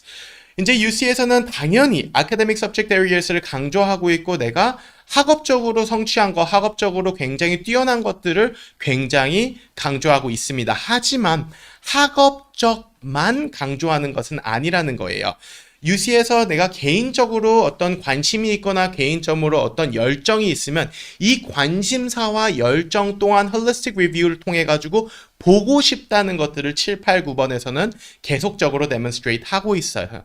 Number 10, non-academic special talents, achievement and awards. 11, participation in education prep programs, academic accomplishment in light of life experience. Yes, academic achievement in light of life experience. Yes. 여기에서 이제 굉장히 강조하고 있는 것은 결과만 보여주지 말라는 거예요. 내가 굉장한 것을 성취한 거 good for you. 너무 잘했어요. 하지만 여기에서 내가 이런 상을 받았다. 내가 이런 챕터를 했다. 내가 이런 퍼블리케이션을 했다. 너무너무 좋은 성과인데요. 여기에서 내가 100시간을 봉사했다, 내가 상을 받았다만 강조하는 게 아니고 여기에서 내가 무엇을 배웠는지, 이 경험을 통해서 나한테는 이게 어떤 의미였는지를 우리가 퍼스널 PIQ에서 demonstrate 하기를 바래요. 이런 아카데믹 요소들을 UC에서 강조하고자 하기 때문에 많은 학생들은 내가 얼마나 뛰어난지, 내가 전교 1등을 했는지, 내가 상을 13개를 받았는지, 내가 200시간을 봉사를 했는지, 이런 결과물적으로 강조를 하는 에세이를 쓰려고 하다 보면은 나 자체가 없어지고 그 상장, 그 200시간의 강조만 하다가 짧은 에세이가 끝날 수 있어요. 여기에서 Comprehensive Review Factor에서는 분명한 Review Factor의 Academic Standpoint가 있지만 강조하는 부분은 End Result, 상장, 내가 몇 시간을 봉사했는지보다는 그 알맹이, 내가 그래서 무엇을 배웠는지, 내가 어떻게 다른 사람이 됐는지, 어떤 근거로 이런 좋은 클럽을 챕터했는지, 그런 나에 대한 스토리가 더 궁금하다는 점을 꼭 명심했으면 좋겠습니다. So, now I know it is challenging and it is quite confusing in holistic review approach. So, what do I need to think? How can I organize my thoughts? What is the factors that I need to incorporate? How do I brainstorm in UCs? Those are the most common questions that I get. And these are the 8 rubric factors for all of you. So these are how I would train my students to start the whole process. I want to start with number 1, interest factor. What are you interested? How were you interested? It doesn't need to be a singular variable. It doesn't need to start in academia necessarily. We want to see where your interest factor is. How did you initiate? What kind of experience did you get? How did you get into the knowledge factor? How did you learn those experiences? Did you meet a mentor? Did you go to a specific summer program? How did you earn that knowledge factor is initiation factor and knowledge factor. Most importantly, curiosity factor. I told you, it is not good to brag about your achievement, but with one exception. If you want to brag about your curiosity, please. If you are wondering about a very specific phenomenon, and if, like for example, why is there so much traffic in LA? How do I resolve this environmental issues? These are great curiosity factors. These factors you can actually brag out. And in PIQs, there are very specific factors that you can brag about your curiosity factor. Number 5, an engagement factor. How did you engage these curiosity outside, inside of school? And interdisciplinary factor. Yes, I did advise the joint major, dual majors. Those are all interdisciplinary, right? You do not necessarily need to have a singular major point. You do not necessarily have to have a singular interest. We understand. We would like to know where those factors exist in multi-dimensions. Those are interdisciplinary factors. Creating problem solving. We want to know if you can, number 1, identify a problem. Look around. Look around your city. Look around your school. What problems are there? Can you identify those problems? And do you have the creativeness to resolve? When they ask how creative you are, they're not necessarily asking about the artistic, the musical talent, yet they're asking if you can get your hands on to that very specific problem. Can you solve those problems? And they're not asking you, did you resolve the issue? They're asking, how did you get your hands on those problems? Did you actually want to touch base on those problems? And continue. 많은 학생들이 이제 내가 어디서부터 시작해야 되는지를 굉장히 어려워하고 있어요. 제가 여기에서 강조하고 싶은 거는 내가 무엇이 궁금한지가 제일 중요하다는 거예요.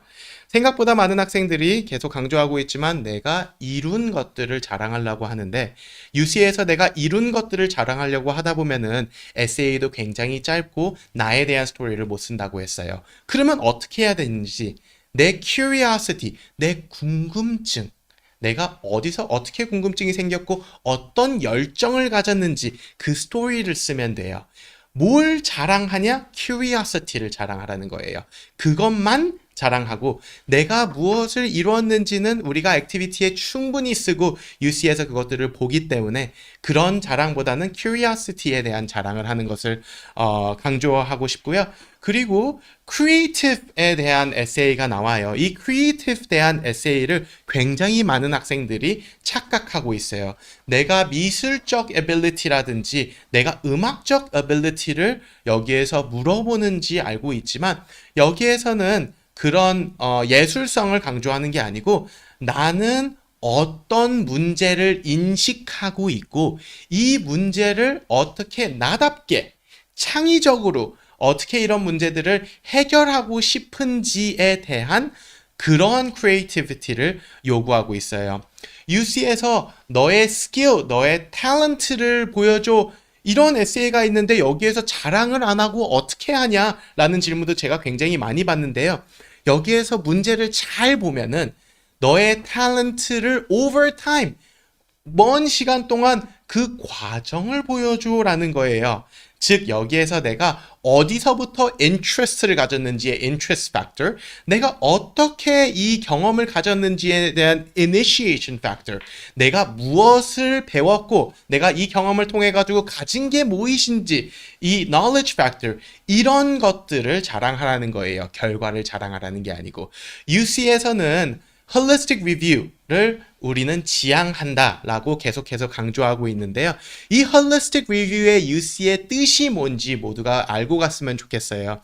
이러한 8개의 팩터들을 통해 가지고 나라는 사람을 조금 더 있는 그대로 보여주고 내가 아카데믹 성취감도 너무너무 중요하지만 이런 것들은 우리가 extra curriculum이나 액티비티에서 쓰고 우리가 에세이에서는 이런 8 rubric factor로 나에 대해서 조금 더 자세히, 더 깊게 그 과정을 강조하는 것이 UC에서는 강조하고 있다는 것을 저는 다시 한번 얘기하고 싶습니다.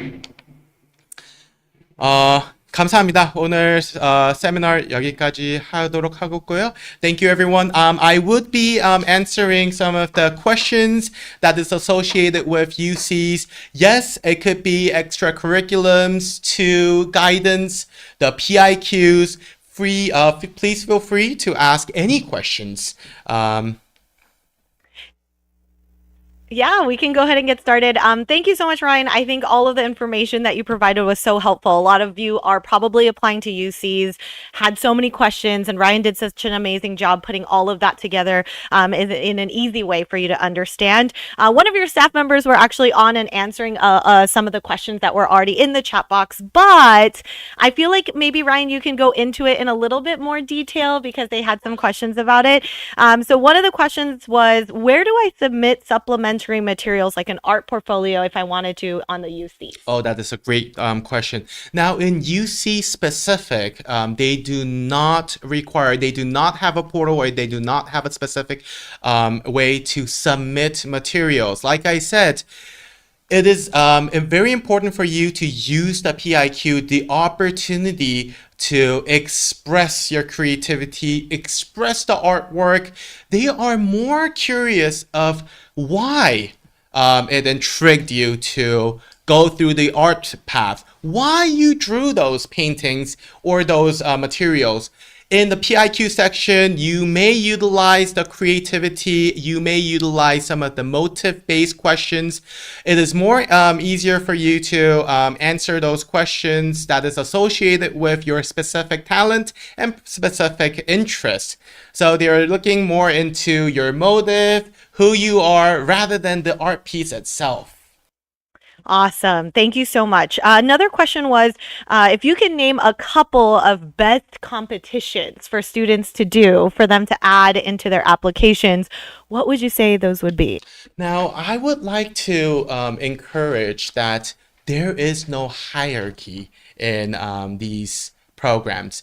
Now, I did see individuals who were so passionate in environmental issues.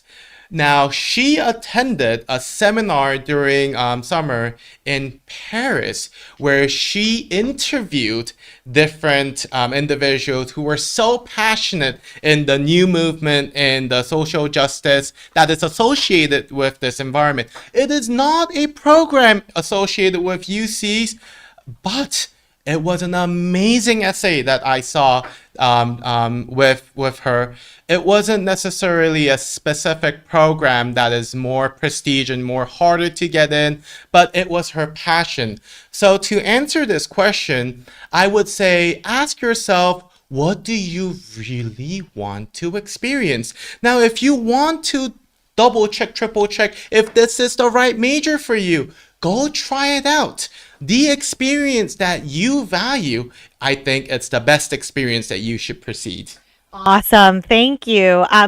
We had some questions about like UC GPA. I know you mentioned it in your seminar, but I think maybe some people were a little bit unclear. So like, does the UC GPA get converted to a different GPA?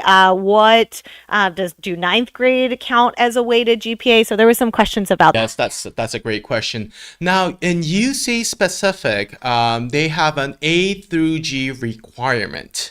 So what that means is in each and every different school, they might have some very unique engineering programs, college preparatory programs, seminar programs. However, UC will not calculate those special programs into their GPA count. They will only count the A through G requirement, and it is founded in the UC website. So all California students, if you look at your transcript, there is a UC GPA calculated. UC GPA에 대해서는 굉장히 질문이 많이 있는 걸로 알고 있어요. UC GPA는 A through G requirement만 합산을 하고요. 이게 9학년, 10학년 이렇게 가는 게 아니고요. A through G requirement의 수업에 한해서 A는 4점, B는 3점 이렇게 해가지고 GPA를 따로 환산을 하고요. 캘리포니아에 있는 학생들 같은 경우에는 트랜스크립트를 뽑아보면은 UC GPA라고 따로 명시되어 있는 것들을 볼 수 있습니다. UC에서는 UC GPA를 사용하고 A through G requirement를만 calculate 해가지고 UC GPA를 산출한다는 점 참고해 주시면 좋을 것 같아요. Beautiful. Love the Korean and English. That's perfect. Okay, so this is a really good question. I actually have this same kind of question as well. But what advice do you have for students who don't really have a strong selling point? They're just kind of what they consider to be just average, academically, extracurricular awards. Like, what advice would you have for students that are what they call average? I think this is a great question. This is actually a lot of our students' biggest question. And I say each and every individual's specific reason why you study, why you go to school, why you want to proceed further education, that itself is unique. Yes, I understand that it is your specific project and it doesn't really look that special because it's not the number one, you haven't received the award. However, I want to ask you this question. Why did you do it? Why do you want to do it? Your specific reasons are very unique.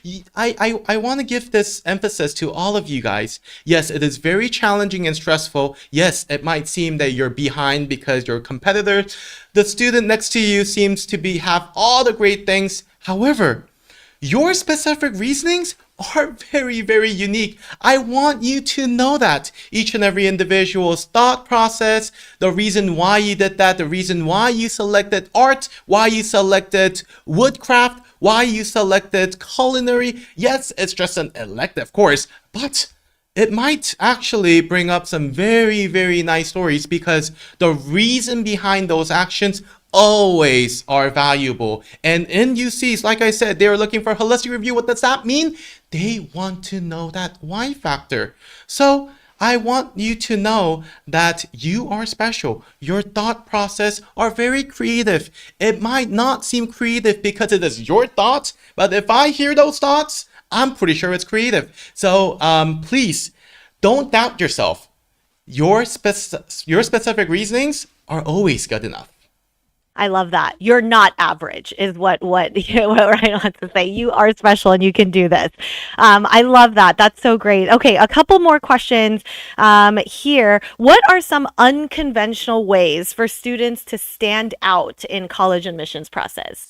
I think an unconventional way is to actually be able to look into those motives and connect those motives in an interdisciplinary way.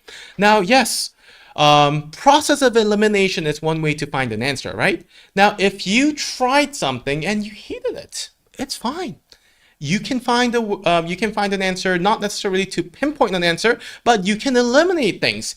I want that story of process of elimination. I want the story of what you went through, how the thought process that you went through, and all of those process of elimination to find those answers. That journey is an unconventional way because it's very, very unique. It will not overlap with any other applicants. But if you were to talk about a singular competition, a singular research, a singular area, it might overlap with other competitors. So I would say the unconventional way, the unique way to process is for you to go through the entire process of the process of elimination, how you found that passion, how you found that singular major, explain into your demeanor rather than in competitions. That's perfect. More questions. I'm more confident in my extracurricular activities than I am with my GPA. Am I eligible for the UCs or am I a good candidate for the UCs? Of course, that is why in UCs they give you 8 different choices and to answer the PIQs. Now, if you look at those 8 questions, there are contribution factors, there are academic factors, but there's leadership factors, there's other factors, non-academic factors that you can demonstrate. If you have very specific passion about within the non-academic elements, I highly recommend you to express your excellence into the PIQs. And that's how you can emphasize who you are within the non-academic elements. Great. And this is kind of a myth buster question for you, Ryan. True or false statement? You have a better chance of getting accepted to a UC school if you're an out-of-state applicant.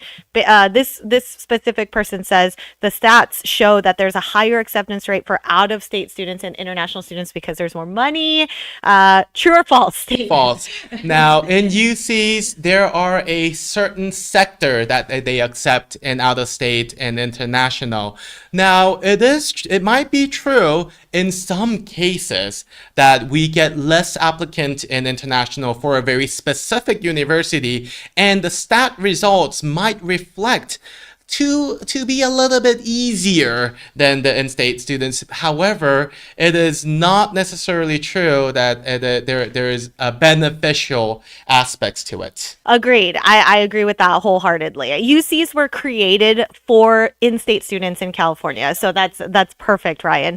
If we were to take part-time jobs over the summer, what jobs would UC schools notice the most? Again, there is no hierarchy. If there is a specific reason why you want to participate in that job, I want to know that reason rather than the job itself. So please express why you want that job, how you got that job, or the journey that the whole journey that you decided to get that job is more interest in the UC committee rather than the fact that you have a job. Beautiful. Last question before we go into our lottery. Do students who submit the college application well before the application deadline have an advantage? Not necessarily. However, the reason why we emphasize to start early is because in college applications, I'm pretty sure you gave the best in your application. However, I strongly recommend you to have it reviewed with your peers, with your mentors, with your teachers, because all of those individuals' comments might help. And you might want to double check, triple check. You don't want to procrastinate this college application. That is the reason why we always emphasize to start early, but not necessarily beneficial aspects before the deadline. Because it's not a rolling admissions. Now, if you look at some of the private colleges, you might notice it's a rolling admissions. That means it might be beneficial for you to apply early. However, UCs have a very specific deadline. Therefore, it is not necessarily beneficial submitting applications early. Thank you, Ryan. That was wonderful. Ryan, you've been so helpful. I'm sure a lot of listeners now know how to tackle the UC application. If you guys are interested in Ryan from A1 College Prep, you guys can always contact A1 College Prep for a free 1-hour consultation. Let them know that you attended the Korea Times College Expo. With that, we're going to go into our lottery. 6 people, $20 each. Let's start with our first winner. Here we go. Winner number 1, EJ Che 72@gmail.com. EJCHAE72@gmail.com. Congratulations. Next lottery winner is Seungjin119@yahoo.com. SEUNGJIN119@yahoo.com. Congratulations. Third winner is, oh my gosh, Spring Lady 119@gmail.com. Love your email address. Spring, SPRING Lady LADY 119@gmail.com. Congratulations. Next winner, our fourth one, SYKang060127@gmail.com. Congratulations. Our fifth winner is, let's see, HelenO67@gmail.com. HelenO67@gmail.com. And finally, our sixth winner for this lottery, our raffle, sorry, I keep saying lottery. Raffle is IVIVAT@gmail.com. Congratulations. Just so you guys know, if you haven't pre-registered for this event, we pinned it at the top of the chat box. So you can go in and register now to put into our raffle. We still have 2 more raffles left. One more after our next speaker, and then our last one, which will have that $250 gift card winner. So please stay tuned. We're going to go on our next commercial break, and we'll come back to talk about financial aid. See you right after this. AGM은 미국 내 최고 수준의 학자금 재정 프로그램과 아이비 대학 연구진의 ARIP AI 인공지능 인턴십 프로그램을 운영하고 있습니다. 아이비 출신의 최고 강사진이 직접 지도하는 과외 프로그램과 글로벌 리서치 프로그램으로 자녀의 성적 향상을 책임집니다. 미주 최초로 자체 개발한 고객관리 시스템과 1,900개 대학 이상의 각종 데이터베이스를 여러분과 공유하겠습니다. 지금 바로 웹사이트에 방문해보세요. 자녀의 미래가 달라집니다.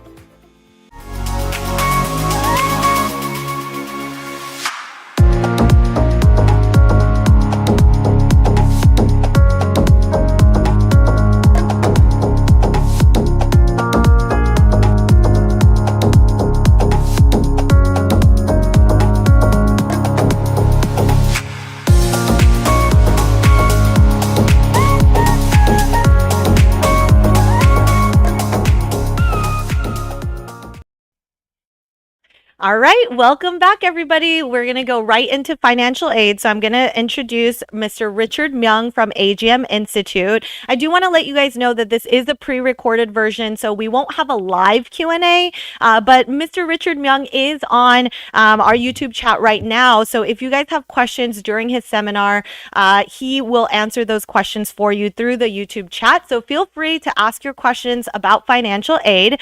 I want to introduce who Mr. Richard Myung is from AGM Institute. He is the president and CEO. He's senior college financial aid specialist, former Wachovia Bank vice president and financial planner, and he has written over 1,200 columns as a college financial aid columnist. So without further ado, he's going to be talking about maximum college grant and scholarship with college admission planning. Please listen to Mr. Richard Myung.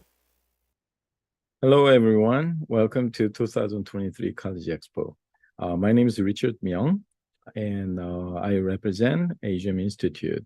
Today, we are going to discuss about how to maximize college financial aid, and also especially grant and scholarship, and also associated with college admission, how we can make ourselves to successful, especially for those areas. And I'd like to share some screens so that actually we could have a better understanding about what I'm currently presenting.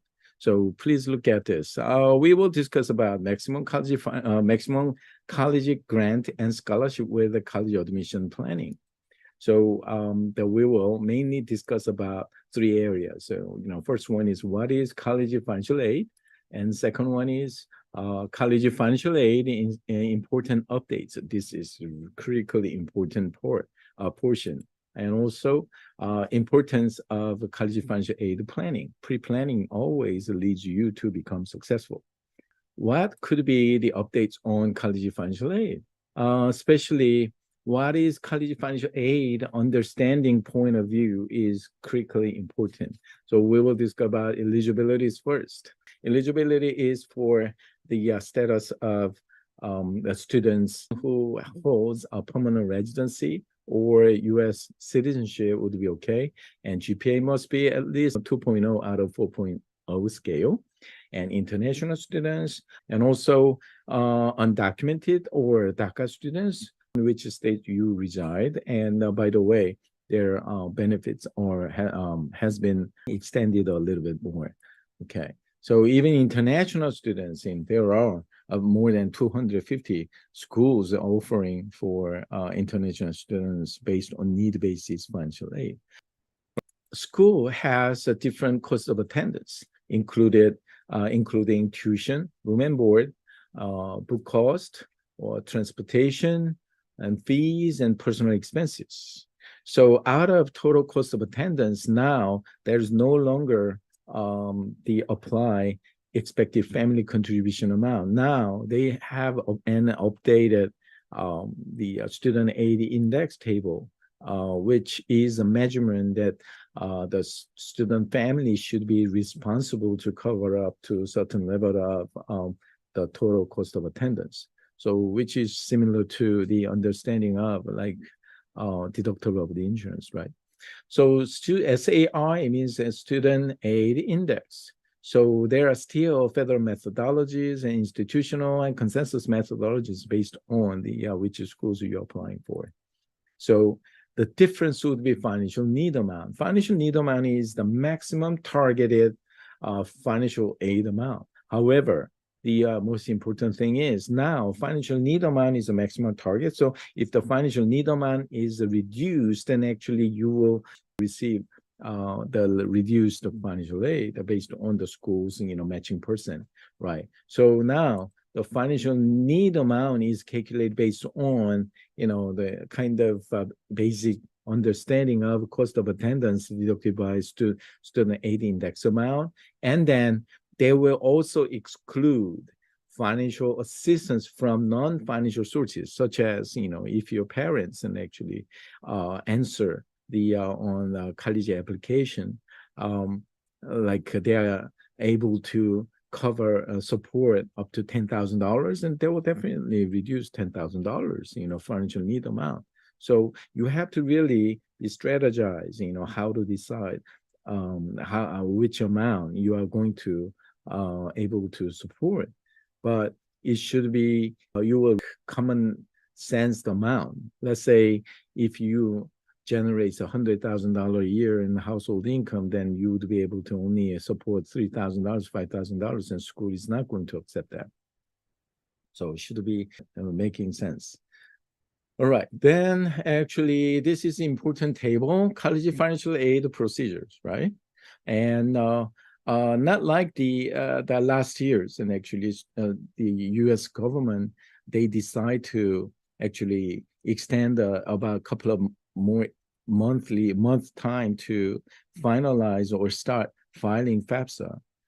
So instead of October the 1st, and they will look for definitely the December the 1st or in the middle of December. Then they didn't announce it, but they will definitely announce it with a confirmation in October time. The problem here we have is the schools offering like a 20, 30, or 50, $60,000 in need-based grants, such as private schools. And actually, they will definitely need to receive your financial data for their early admission and early admission process. So they might ask you to file CSS profile, which is offered by the College Board. College Scholarship Service profile is a CSS profile, and starting from maybe October the 1st. So has not been confirmed, especially what time would that be. Most important time, the deadline is school's priority deadline. So each school has a different priority deadline. So you have to be prepared for those preparations, okay? And the FAFSA application and state deadlines. And actually, since the next year's the FAFSA, this format has not been released yet. And I have to refer to the last year's, like 2023 and 2024, and FAFSA application. So once we receive it, you will see the each state deadlines in as you see all here, right? So definitely we have to get focused on.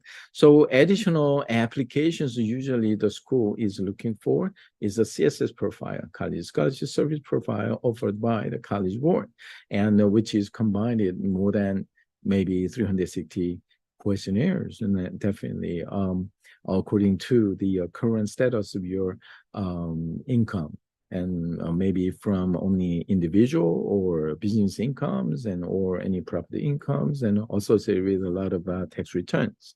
So you have to be really careful when you providing submit this data, because once you submit it, there are a lot of limitations and actually to make any corrections for that. So even one mistake, could cost you maybe 10 to 20,000 or easily, or $30,000, $40,000, or even non-financial aid offered. So requirements of financial aid. First of all, everybody should submit free applications for federal student aid. The FAFSA application, this is for free. So anyone try to do the service for this, with any charges would be illegal. So this is a free application. Anyone could submit it. And then CSS profile is offered by the College Board.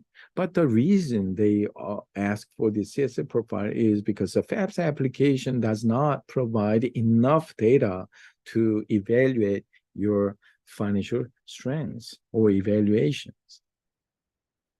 And IDOC system is institutional documentation service, and IDOC is used for verification. So some schools, they are member of IDOC. So you can actually submit IDOC information for several schools, but any schools are not a member of IDOC, then you have to submit all your verification document directly to the school.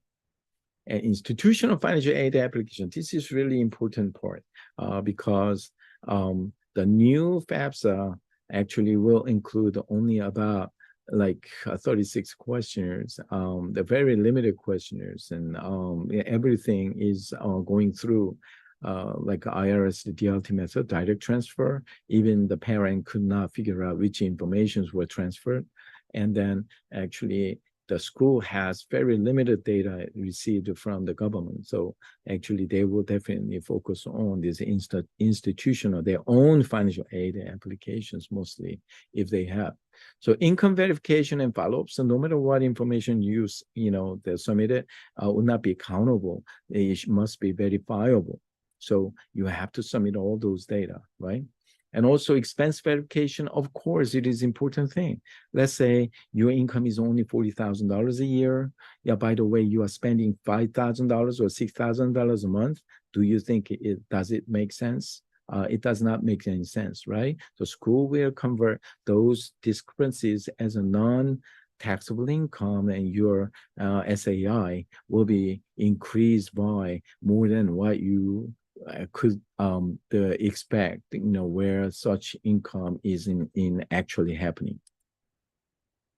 negotiations would be critically important part, because even though the school offers you financial aid, the package, but those are not usually about 50% of them are not exactly the same as what they are paying for. So you have to really be able to identify what the problems are so that we could take next steps for appealing process.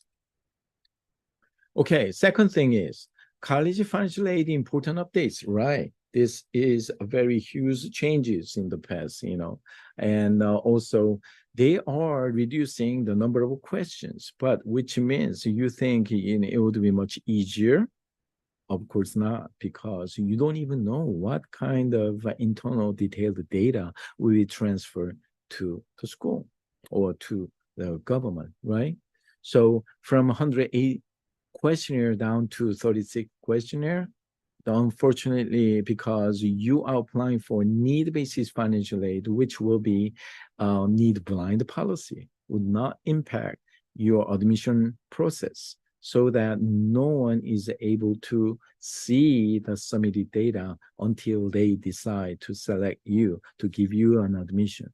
So you don't even know which information was transferred in what level of, or what degree of, impactful the evaluation point, right? So EFC2 standard, expected family contribution is they are calculating your liability portion based on the family basis. But now student aid index is more like the individual base, which will refer to the index table. They eliminated the asset allowances and changed it to income protection allowance as well. And expanding Pell Grant eligibilities, of course, because of your financial need amount, and SAI has been increased automatically based on the new formula. Your eligibility will be much less portion, less probability, or less offers than the last year, even though you hold the same the income and asset, right? And actually, there's a great point, because a certain point of the level of income lower than $60,000, and actually even you have a negative SAI. So you would be able to receive those benefits, but most of the families whose income is over $60,000 this year will definitely, their financial aid will be minimum of $3,000 less reduced financial aid. Even if you have two siblings that are applying to the college at the same time, in those colleges are utilizing applying institutional methodologies, and actually a minimum of $7,500 a year, you have to pay more. Those financial aid are reduced unless you provide all the pre-planning in advance. So additional changes to financial aid rules and formula, I'll discuss about it, okay? So now, let's take a look at it.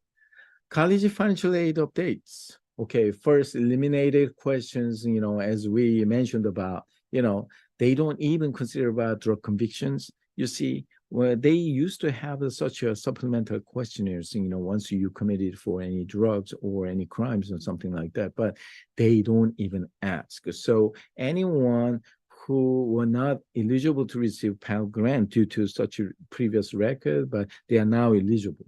And also, they don't even ask you for selective service, right? Selective service is really important thing for the national, their security duties for young guys. However, now no longer they are not asking for security selective service, but which doesn't mean that actually they eliminated your registration for selective service between age 18 and 25. You have to go to postal office and you have to file it, before age 25, which would be critically important thing, okay, to be qualifiable for financial aid. So EFC to SAI, right? It totally different methodologies to evaluate your liability of the portion. So eliminating asset allowance changes, this is very important thing, as you see. Okay, now they accommodated like adjusted net worth amount to calculate your SAI. So net worth up to $135,000, including your like a home or something like that, like primary homes or business net worth or something, and then they net worth times 40% is calculated, targeted, adjusted net worth to calculate your SAI. But net worth between $135,001 and $41,000, and actually they'll initially impose your net worth, adjusted net worth amount for 54,000 plus any exceeding amount of 50%, right?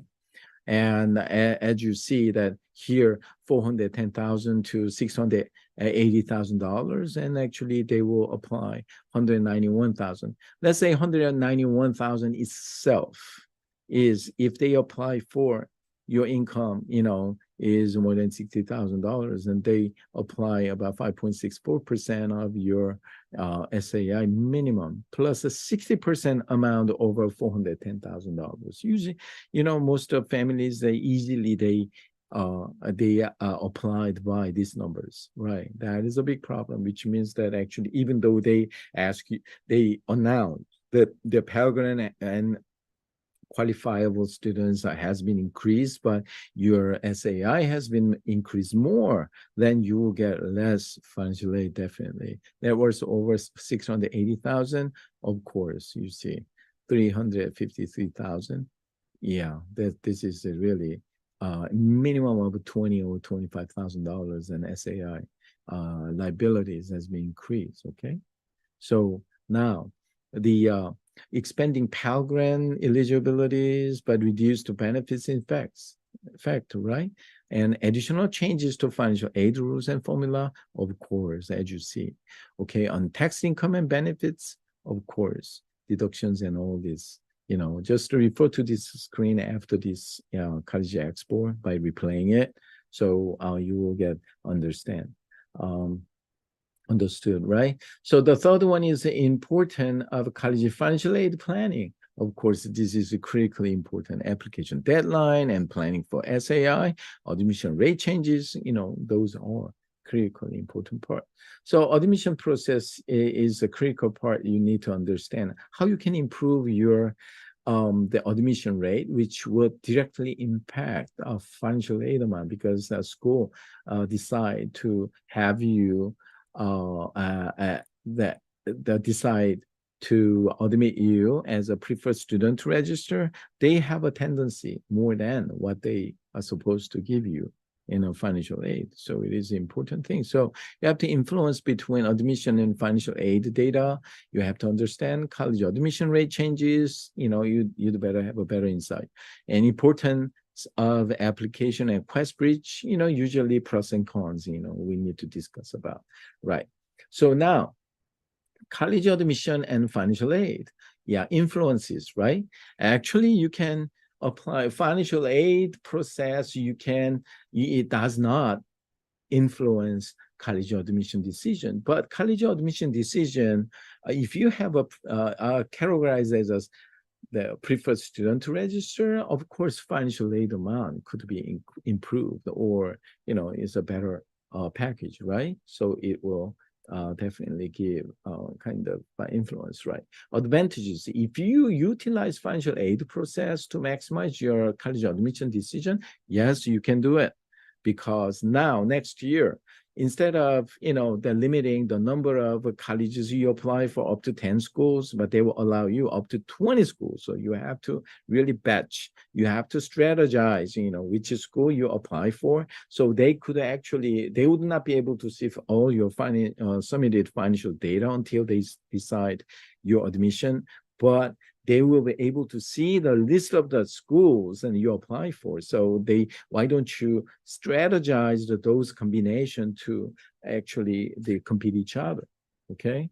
Which will definitely bring you more chance to maximize your financial aid.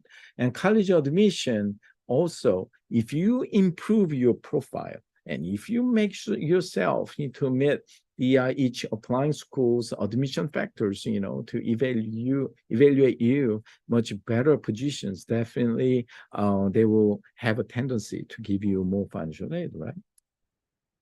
So now, key to success is student profile building is critically important because I'm going to share with you some portion of the admission factors so that you can see exactly what it is. Even financial aid preparation, of course, with no optimistic or optimized data, how could you expect for the better financial aid, right? Always the input information must be very clean and optimized, right? By preparation in advance, right? So preparation means that you should have a capability to understand the financial aid formula. Mostly the student family, they don't have it.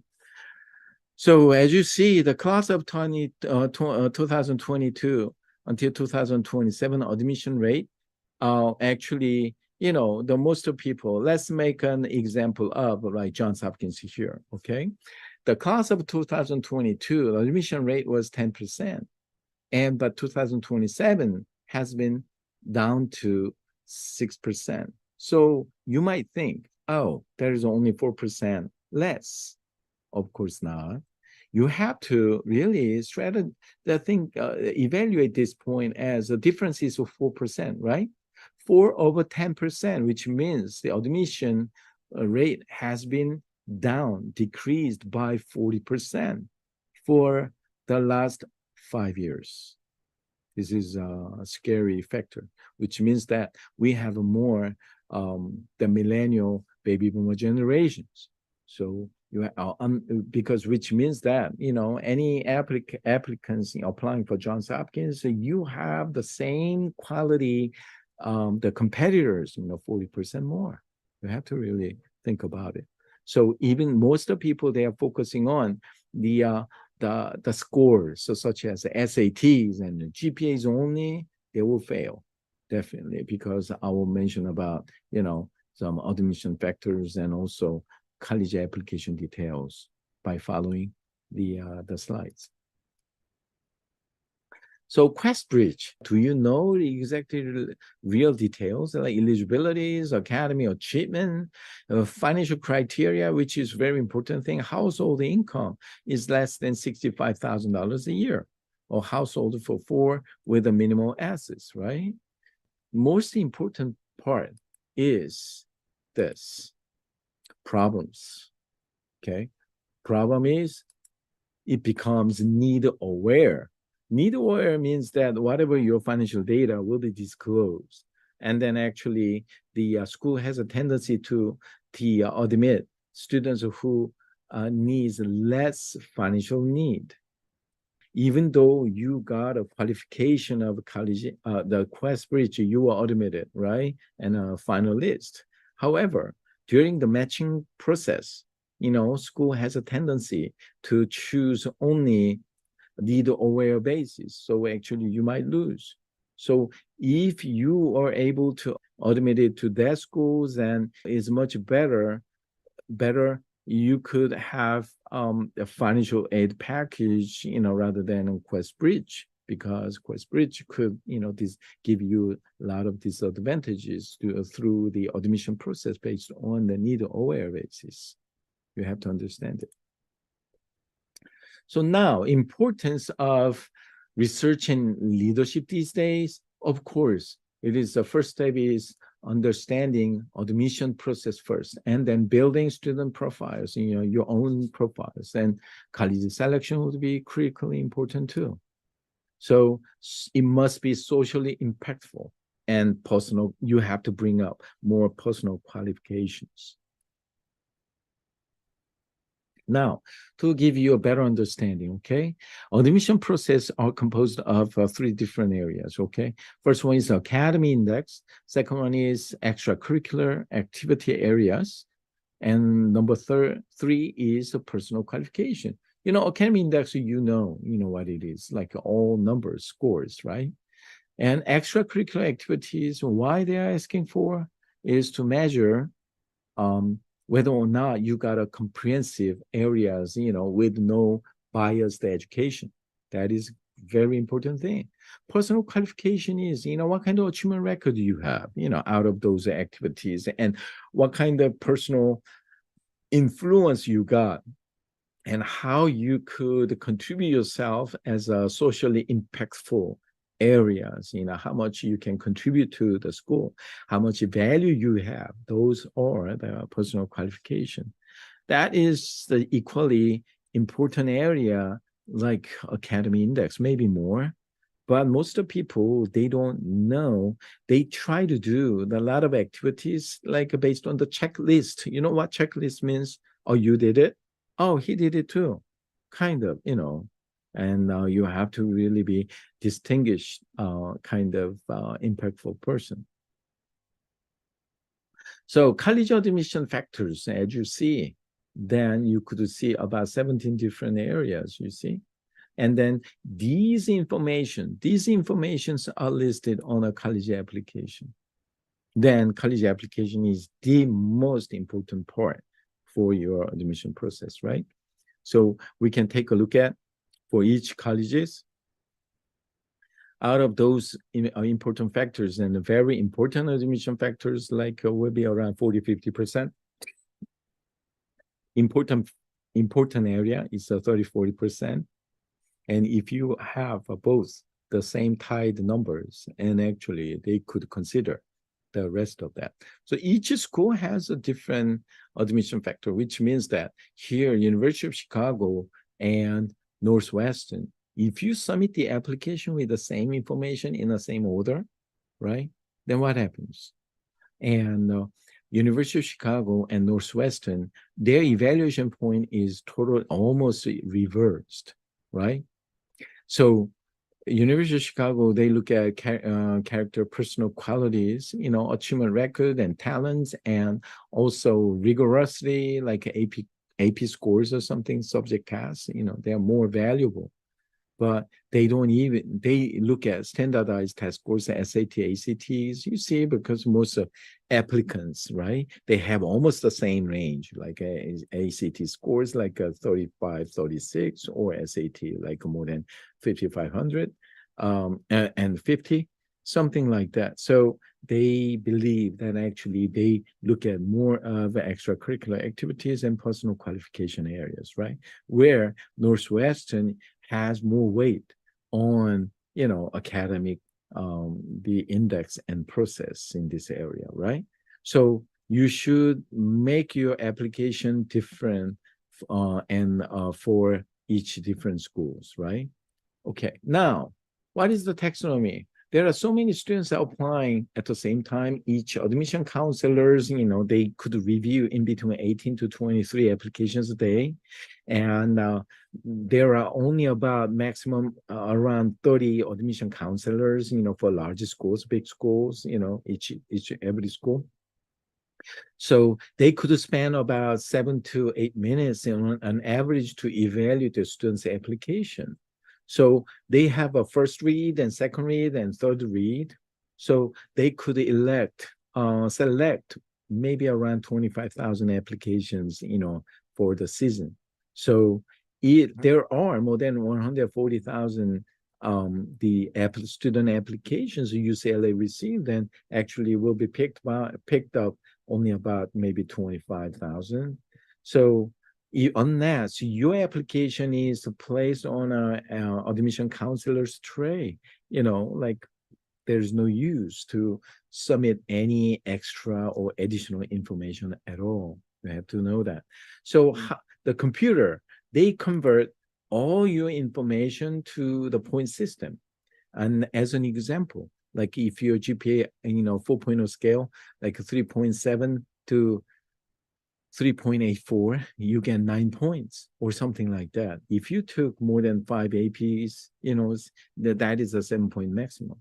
Even though you took a 15, but your GPA has dropped down due to so much, like a study load, and actually you get disadvantages, right? So core course load, and like as long as you took a core course more than 5 each year, then actually you get the maximum point. But 1 point difference will make a 7,000 to 8,000 difference in pass or fail. So now, if your grade is more currently about 11th grade or rising senior, it's too late to actually to like improve your academic index areas, right? So here's a non-academic achievement rating. Like if you hold a national or international level achievement 4 or more areas, you're gonna get 5 points. And state or regional achievement 3 or more areas, you're gonna have a 4 point. Significant at your level in 2 areas, which is leadership and research. 그리고 국장님이 전화하셨는데 안 받으셨.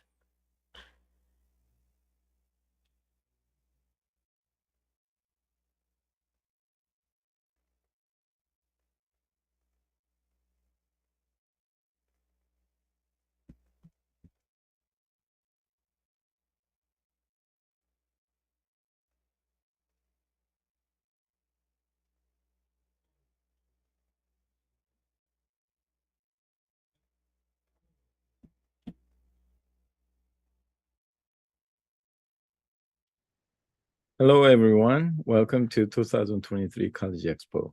My name is Richard Myung. Convert all your information to the point system.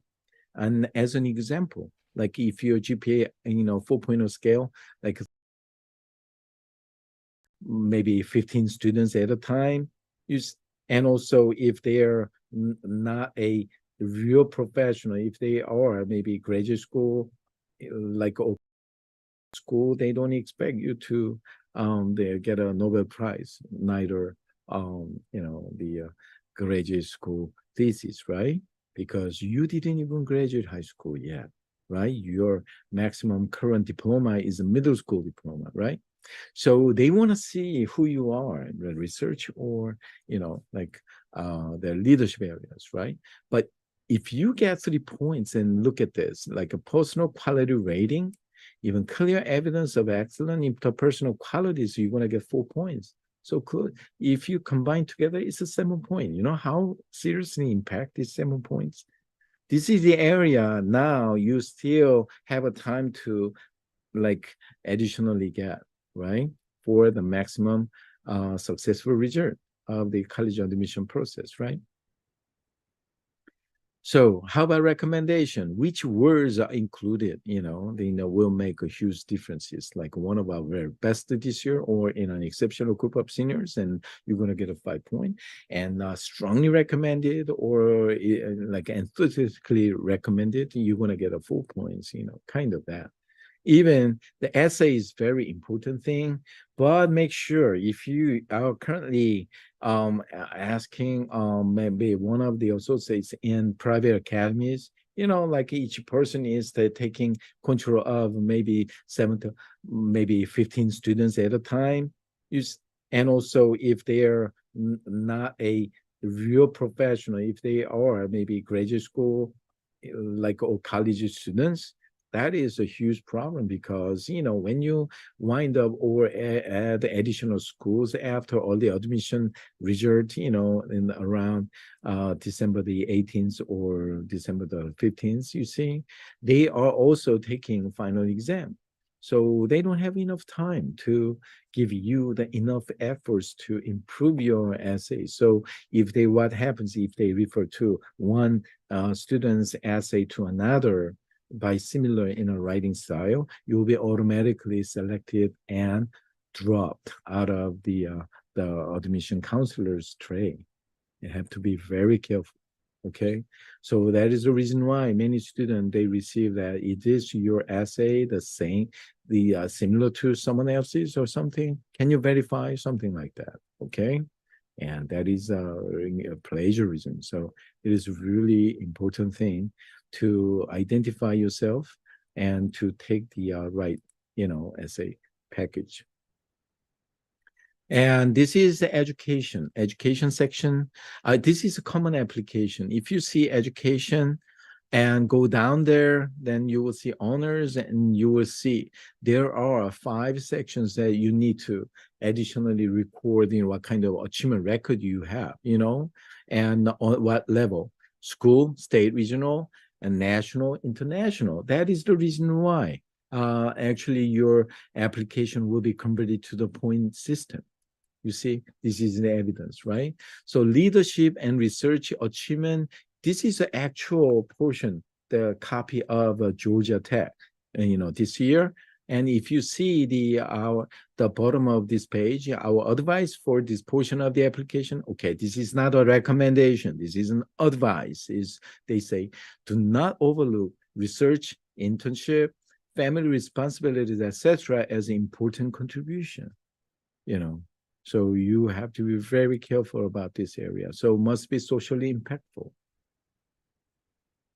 So various research areas. If you come to my website, the agminstitute.org, agminstitute.org, you will see the supported by our AGRP programs and supported by more than 750 the Ivy School grads and PhDs in all the individual mentorships. So individual area of research or even AI research. And actually, we have a program to target for ISEF and also like OJAS and it's the MIT kind of think competitions. And it takes, but anyway, this program requires at least 1.5 years to start with, okay? Because you have to be able to become selected in a local college fair.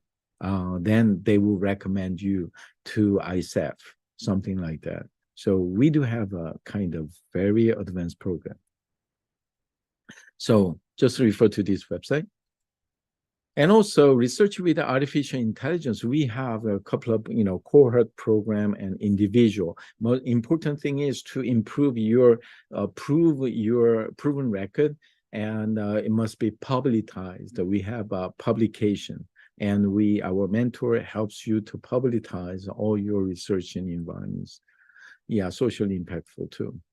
Of course, if you see, maybe some of you received our kind of the postcard in the past, but this is all about, okay? You need to stand out for college with advanced research. That could be a key to success in college admission too, and as well as financial aid. So now maximizing college financial aid is, calculation factor is important thing. As you see, all the red colors are, like disadvantages. And also financial aid decreasing factors, of course, as I told you. But I don't have enough time actually to explain individually, all things. If you have any questions, you can just reach me at the phone numbers I'm going to give you at the end of this slide. Okay. So net price calculator for each schools, and please, okay, this is just a reference, okay? In the school has a tendency to play with this tool as a marketing.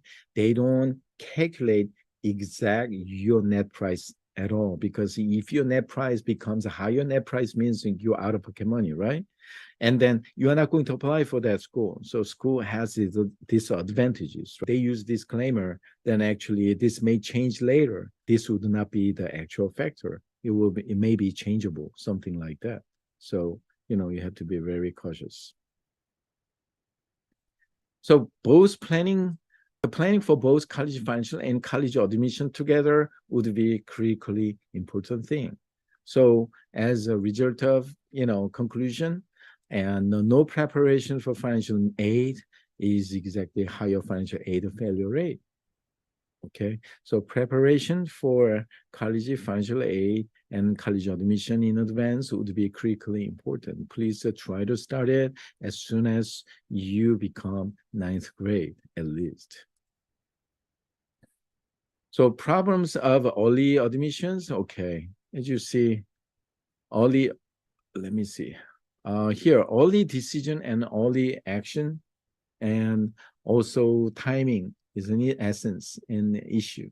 And the financial aid effects and lack of preparations and equal but not equal. Okay, I will explain you when you face these situations and contact me, because we don't have enough time for explaining in detail today. So paradigm shift needed. You know why?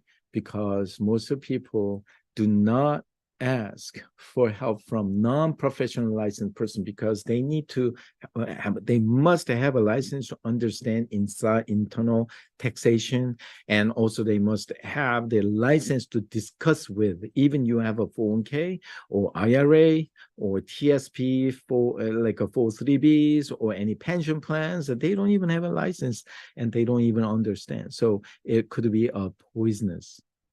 So, or sometimes, my child is speaking English perfect, so he will take care of it. Of course not.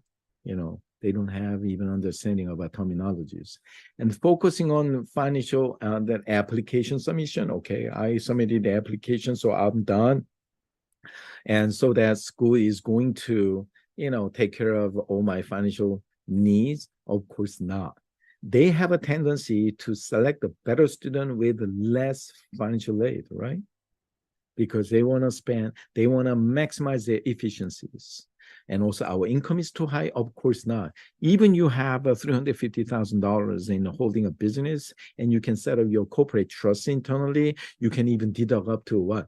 $200,000, to the corporate trust, corporate benefit program for your own benefit. Then you can save a lot of taxes and you can even put down your improve your eligibility for the college financial aid. Your income is very low, so I'll be all right? Of course not. If the school has under-awarded situation or mis-awarded situation, if you have under-awarded, even though you have a low income, if they don't adjust it, you'll be in big trouble. So you have to really, come up with all the strategies. So college application marked with no financial need. You see, I told you that financial need before equals to cost of attendance minus SAI minus non-federal financial sources. Like if you don't need any financial aid on your application, they will think you can cover a whole thing. So they are not going to give you any award, for the first year. So now it is I just gave you just some factors and heads up and some updates about this year's financial aid process. If you have any questions, please take a picture of this contact information and let me know. Hope for the best. Thank you.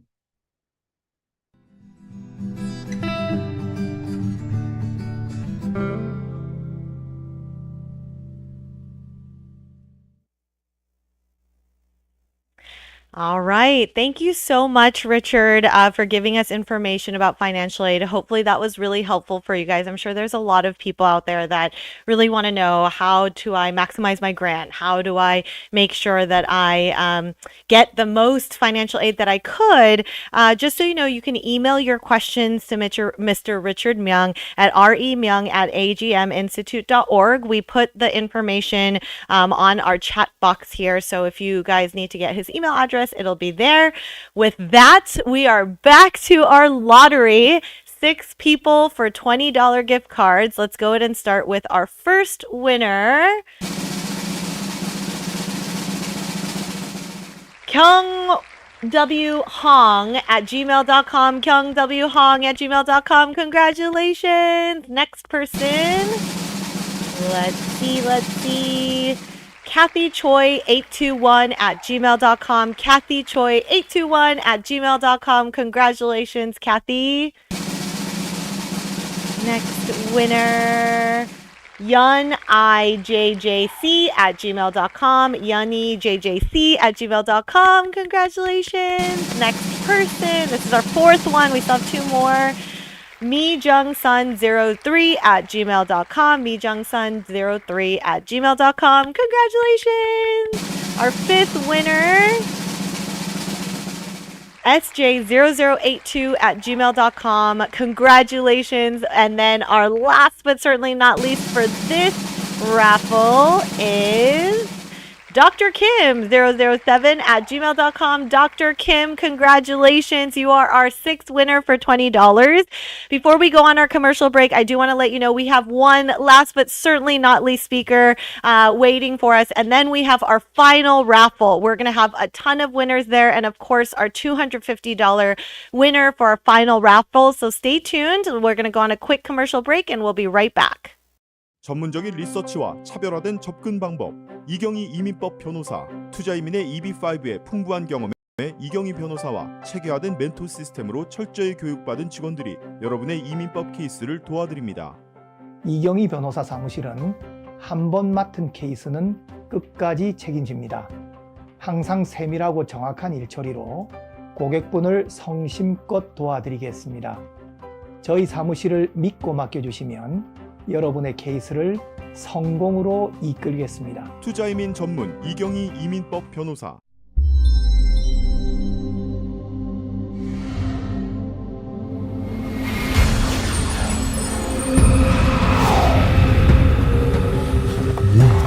That smells delicious.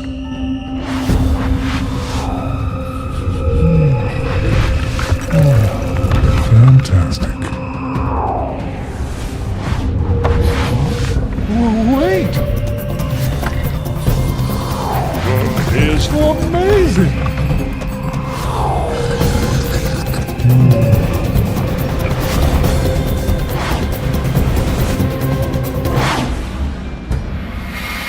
Hey, you want a shin? Nom shim shin ramen. All right, welcome back, everybody. So I'm going to introduce you guys to our last, but certainly not least speaker, Marie Kim. She is the advisor and founder at Ivorywood Education, Harvard Admission Office staff member, former Harvard College interviewer, director of the Harvard Summer Internship Program, and she's a graduate from Harvard University herself. She'll be sharing about global top admissions to Harvard, Stanford, Oxford. So take it away, Marie. Thank you so much, Jenny. It's a pleasure to be here, everybody. Thanks for hopping on. Today's talk will be Global Top Admissions, Harvard, Stanford, and Oxford, brought to you by Ivorywood Education. A little bit of housekeeping and going over the agenda before we get started. If you have any questions, please go ahead and enter them in the chat. We will be sure to follow up with you. And if you have any further questions that we don't get to in the chat, go ahead and email us, hello@ivorywood.com. There may be some examples we talk about every now and then. They are based off of real people, but obviously the true identities of the individuals remain confidential. So today's talk will be broken up into two parts. The first part is, how do you use what you have to get what you want, which is why you're here. And part two is, we're going to focus on how do you appeal to these global top universities. We're talking about Oxford, Stanford, and Harvard. Jenny already gave a brief introduction, but my expertise really lies with these top universities. I am a graduate of Harvard College myself. I did work at the admissions office at Harvard as well, so I'm very connected to that community. If you're especially interested in those types of schools, please reach out to me and at Ivorywood. And what we do is we help students everywhere, anywhere from the 8th grade, 9th grade through high school, all the way to your senior year, to help separate yourself from the pack. So how do we do that? We focus on the non-academic credentials, so everything from your leadership development to cultivating your talent, and even with ideas as you're embarking on those college essays. Seniors, those are very important, so we can help with the strategizing as well as any ideas that you may need as you're working on those college essays. So we are going to get down to brass tacks. Today's talk really applies to students across the board, whether you're at the end of your middle school journey, basically in high school, 9th and 10th grade, definitely 11th and 12th graders as well. And what's the focus of today's talk? It's essentially this, right? You've heard from previous speakers today, right? You've seen case studies, you've seen what other people have done to get in. But I think the reason you're here now is, how do you get in, right? Your path is your own. And how do you figure out from who you are and what you've done and what you're capable of reach these top global universities? And that's what I'm going to break down for you. So why don't we take a look at this map? And so what is this map essentially about, right? You want to kind of think of it as, you know, what kind of student do you think you are at this stage in your life? And everybody sort of got their own pace, right? So you may recognize a couple of these, like a combination of them, or you may like quickly realize, oh, I'm one of these. So at the top of the map, you want to look at the icons of the brain and the sparkle and think of it as maybe intelligence, basic intelligence, and talent. And then to the right, you see the little hammer. So think of that as being industrious, hardworking. So these sort of attributes are a way of measuring and also indication of potential success. They're definitely not assuring it, but they're attributes that facilitate success in college admissions. And so if you look at these different quadrants, you've got the wolf with both pretty much. And then the hare, they've got the smarts, but maybe not the follow through as much. And then diametrically opposing the hare, we've got the tortoise. The tortoise, we know is steady, solid, a hard worker, but maybe they don't initially sparkle. And then we've got the sloth over there. There's hope for the sloth. You just may need to take some steps sooner and get some more support. And like these individuals are still really trying to just like get out of their comfort zone and figure things out. Okay, so very briefly, let's go through the 4 archetypes that we just talked about. Again, as I go through these, I want you in the audience to try to relate to any of them for yourselves, because once you can recognize who you are and the type of student you are, then you can figure out what are the areas that I could get support in, or what's the direction and pathway that best fits who I am to try to strive for these global top universities. And that's what you're working with, right? That's why I'm going through these traits. So if you're the fox, you're a go-getter, you're active, you seize opportunities, you're motivated, and you're driven, and you're always sort of thinking ahead for the future. I might say one thing I notice about foxes is sometimes they underestimate themselves. And I think that's probably a characteristic of why, even though they accomplish a lot, they continue to drive forward. If you're the hare, at some point in your life, people have told you, hey, you're smart, but if you just tried a little bit more, you could really accomplish great things. Maybe you connect with that one. And so think about if that's you. Sometimes these individuals, they do have high intelligence, they do have some talents, but something about whatever it is, it can be complex, it could be internal, it's getting in their way, and it's not helping them pursue opportunities. And so keep that in mind. The tortoise, again, very consistent, reliable, takes a long view, doesn't expect instant gratification, and seriously, just through hard work, they get to their goals. And the sloth, they're the types of people who, at this stage in their life, they, have these dreams. They're kind of like thinking about them, but there isn't really any action, and they don't know how to get to the next step. And that's where, again, I'm going to show you what those opportunities look like, whether you're the sloth, whether you're the tortoise, or any of these other archetypes. So take a second and again, ask yourself, which one of these archetypes do you feel resonate with you? Because that's kind of the springboard off of which you're going to figure out, what do I need to do next to strive for these global top universities? So on this sheet, there are 7 factors we're going to go over. And I know 4 is missing, so please overlook that oversight. Anyway, there are 7 factors here. And we're going to go through these because if you're thinking of global top universities, you need to think about these sort of 7 factors as things that you have within your control to determine your fate in these university applications and this journey. So if you are mindful of them and you understand who you are, you want to figure out what are the ways that I could further reinforce some of these factors to help me get to the success that I want in admissions. So the first thing you want to think about is, what are your innate strengths and abilities, right? Again, go back to that archetype. Some of you guys know off the bat, like if you're in 8th and 9th grade now, hey, I don't stand out in any particular way, but I know I work hard. So you got that going for you.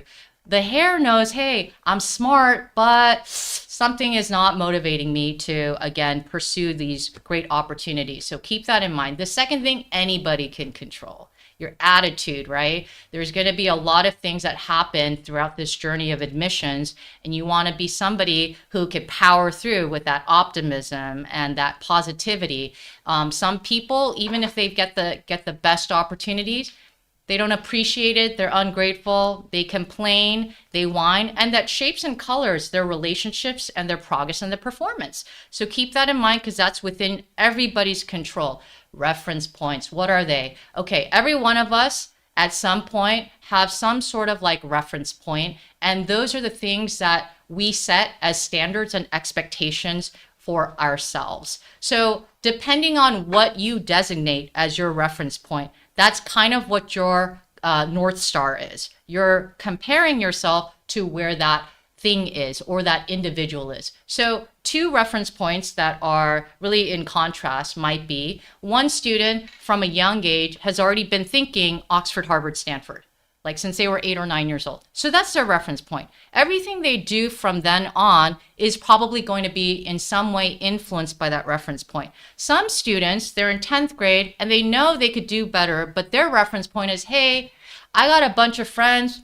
If they don't get into their college of choice, we can go to SMC. SMC, Santa Monica College, is a reputable community college, but it also has a 100% acceptance rate.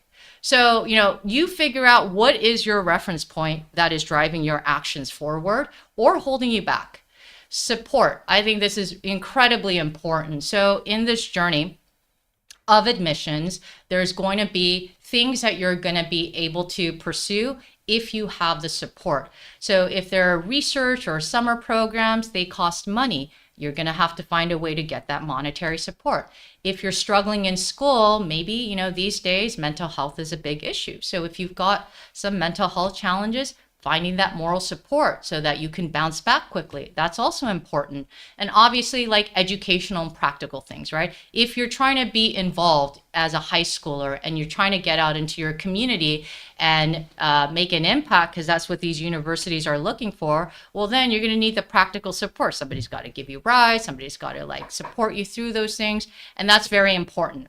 Now, people come to us and say, look, I don't know what my passion is. I don't have any interests. So if that's you right now, then go put yourself in a lot of experiences. I guarantee you, if you don't have the answer to those two things that these colleges are looking for, then once you start the experiences, you will start to answer those questions for yourself. It can be very vague at first, but once you plug yourself into the action of some experience, you're going to walk away with something, whether you realize, I hate that, I never want to touch that again, or, oh my gosh, I love medicine and I want to keep powering through. Or, you know what, I did the medicine program, so I want to try law. So these experiences shape your interests and your passions. The next thing I love, and it's very important, is discipline. You could take a prodigy and a genius, and if they don't have discipline, they're not going to succeed in admissions. So you need discipline. 8th through 12th grade, you need to power through, chug through, especially when you don't want to do it, especially when you lack motivation or you get setbacks or you get rejected. And the last thing you want to do is face your fears. You got to have the discipline to get up and go back to, get into the grind again. The last thing is very important, strategy. So sometimes we deal with students who are remarkable. They come to us and they've got, stunning accolades. They're clearly an academic powerhouse, but it doesn't matter. You can have all that and get rejected, as you know. And a lot of it could be hinged on the strategy of your application. What's the major you select? How are you positioning your application? So keep that in mind, because you may have worked for, you may have worked like a fiend for a decade of your life, but if your strategy is off, okay. Opportunities, again, going back to each of you sitting here in the audience today. If you have recognized an archetype that closely resembles who you are, let me tell you what the opportunities are, right? So if you're the hare, you know you've got some capabilities that you've got in your favor. Work with them, right? So if you don't, you're going to squander your talent and your intelligence. So go get somebody who's going to sort of provide the support to help you harness those strengths and then also help you stay consistent. Then you can get through 9th, 10th, 11th grade and then get your way closer to these global universities. If you're the tortoise, right, we know you work hard, but you may not be shining in some remarkable way initially. And I see this all the time. You just need to start sooner. Right? So if you're hearing this as a middle schooler, start now, because if you are aware, hey, compared to my peers, I'm not really standing out, well, then you can work hard to eventually stand out. So by the time you get to 9th grade, you've done the legwork and you can start hitting the ground running in 9th grade. The sloth has hope. Okay? Again, I think the most important things for the sloth is, look, you don't know how to get there. You don't know what to do. You want certain things, but that's not enough. So you need to bring somebody into your life, an organization or an individual who will advocate, support you, and maybe even really sort of walk you through and hold your hand until you are now starting to sort of stand on your own feet. And then getting out there, get out of your room, get off the phone, go into the experiences, because the experiences are going to show you and reveal to you new possibilities. And finally, for the fox, okay? This is very important for the fox. You've got a lot going for you. You're smart, you work hard, but that's not sufficient. You need a good strategy. And also, as you're heading into these essays, I'm going to go into the Oxford, Harvard, and Stanford essays. You're going to see many of the foxes I've worked with, although they are highly accomplished, their ideas fall flat by the time they reach the essays. So that's really important with these universities. And that's where if you can get somebody to brainstorm your essay ideas or think about these sort of big picture questions, then you have a better chance of standing out in your application. Okay, now we're going to get into the actual global top universities that you've been waiting to hear about, right? These schools, Oxford, Stanford, Harvard, they are unique institutions. I know that sometimes when you just see a list of rankings, it's hard to not see the difference, but they're different. And so your job is in your application. How do you appeal to these universities based on what you do before you get to the application, but also what you end up submitting and putting in the application? So let me go through that, right? The way you want to think about Oxford is they cut to the chase. What can you do? Prove it. They don't want to hear a bunch of like embellished passion on the application. They've got clear like cutoffs, right? And you hear that in US university admissions. You often hear admissions officers saying them, so, oh, we don't have cutoffs.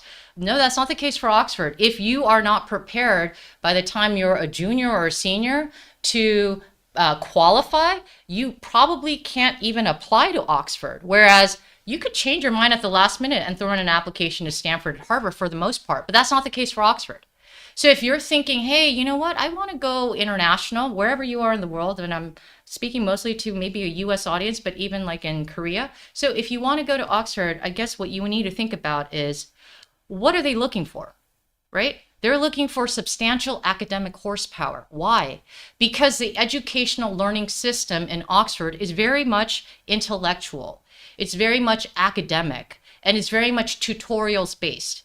And that's a kind of learning environment, essentially, where you sit with an expert in that topic or subject with a couple of other students, and it really grills you. It exposes your knowledge and intelligence level. So if you don't feel comfortable sitting around in a small group, articulating your perspectives and like really thinking critically about ideas, then this might be a real struggle for you. And you probably wouldn't make the cut in the first place. So you need to be a student starting from middle school and early high school, developing that habit and those skills that they really need in their institution. And those are people who could really pound out 40, 50 hours of academic work per week, because that's not a small endeavor.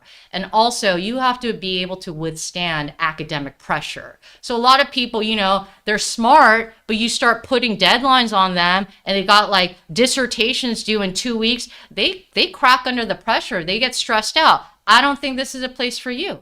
Because again, you're going to have to do that for 4 years. So be mindful of that. And if you want to strive for an Oxford, then you can lay the groundwork early on. There are different requirements to get into Oxford. So I'm going to go through a couple of them, right? First of all, they're going to look closely at your academic transcript. Have you taken actual classes that fulfill the course requirements of the chosen course? And Oxford calls your major your course pretty much. So I'm going to use that for now as I'm talking about Oxford. So did you take the classes in high school that they consider as kind of like prerequisites to prepare you for the particular course you're saying you're applying to. So again, as opposed to Stanford and Harvard, where some people talk about, oh, being undecided, then that's not going to cut it with Oxford. You better know very clearly what you want to study at 15 years old.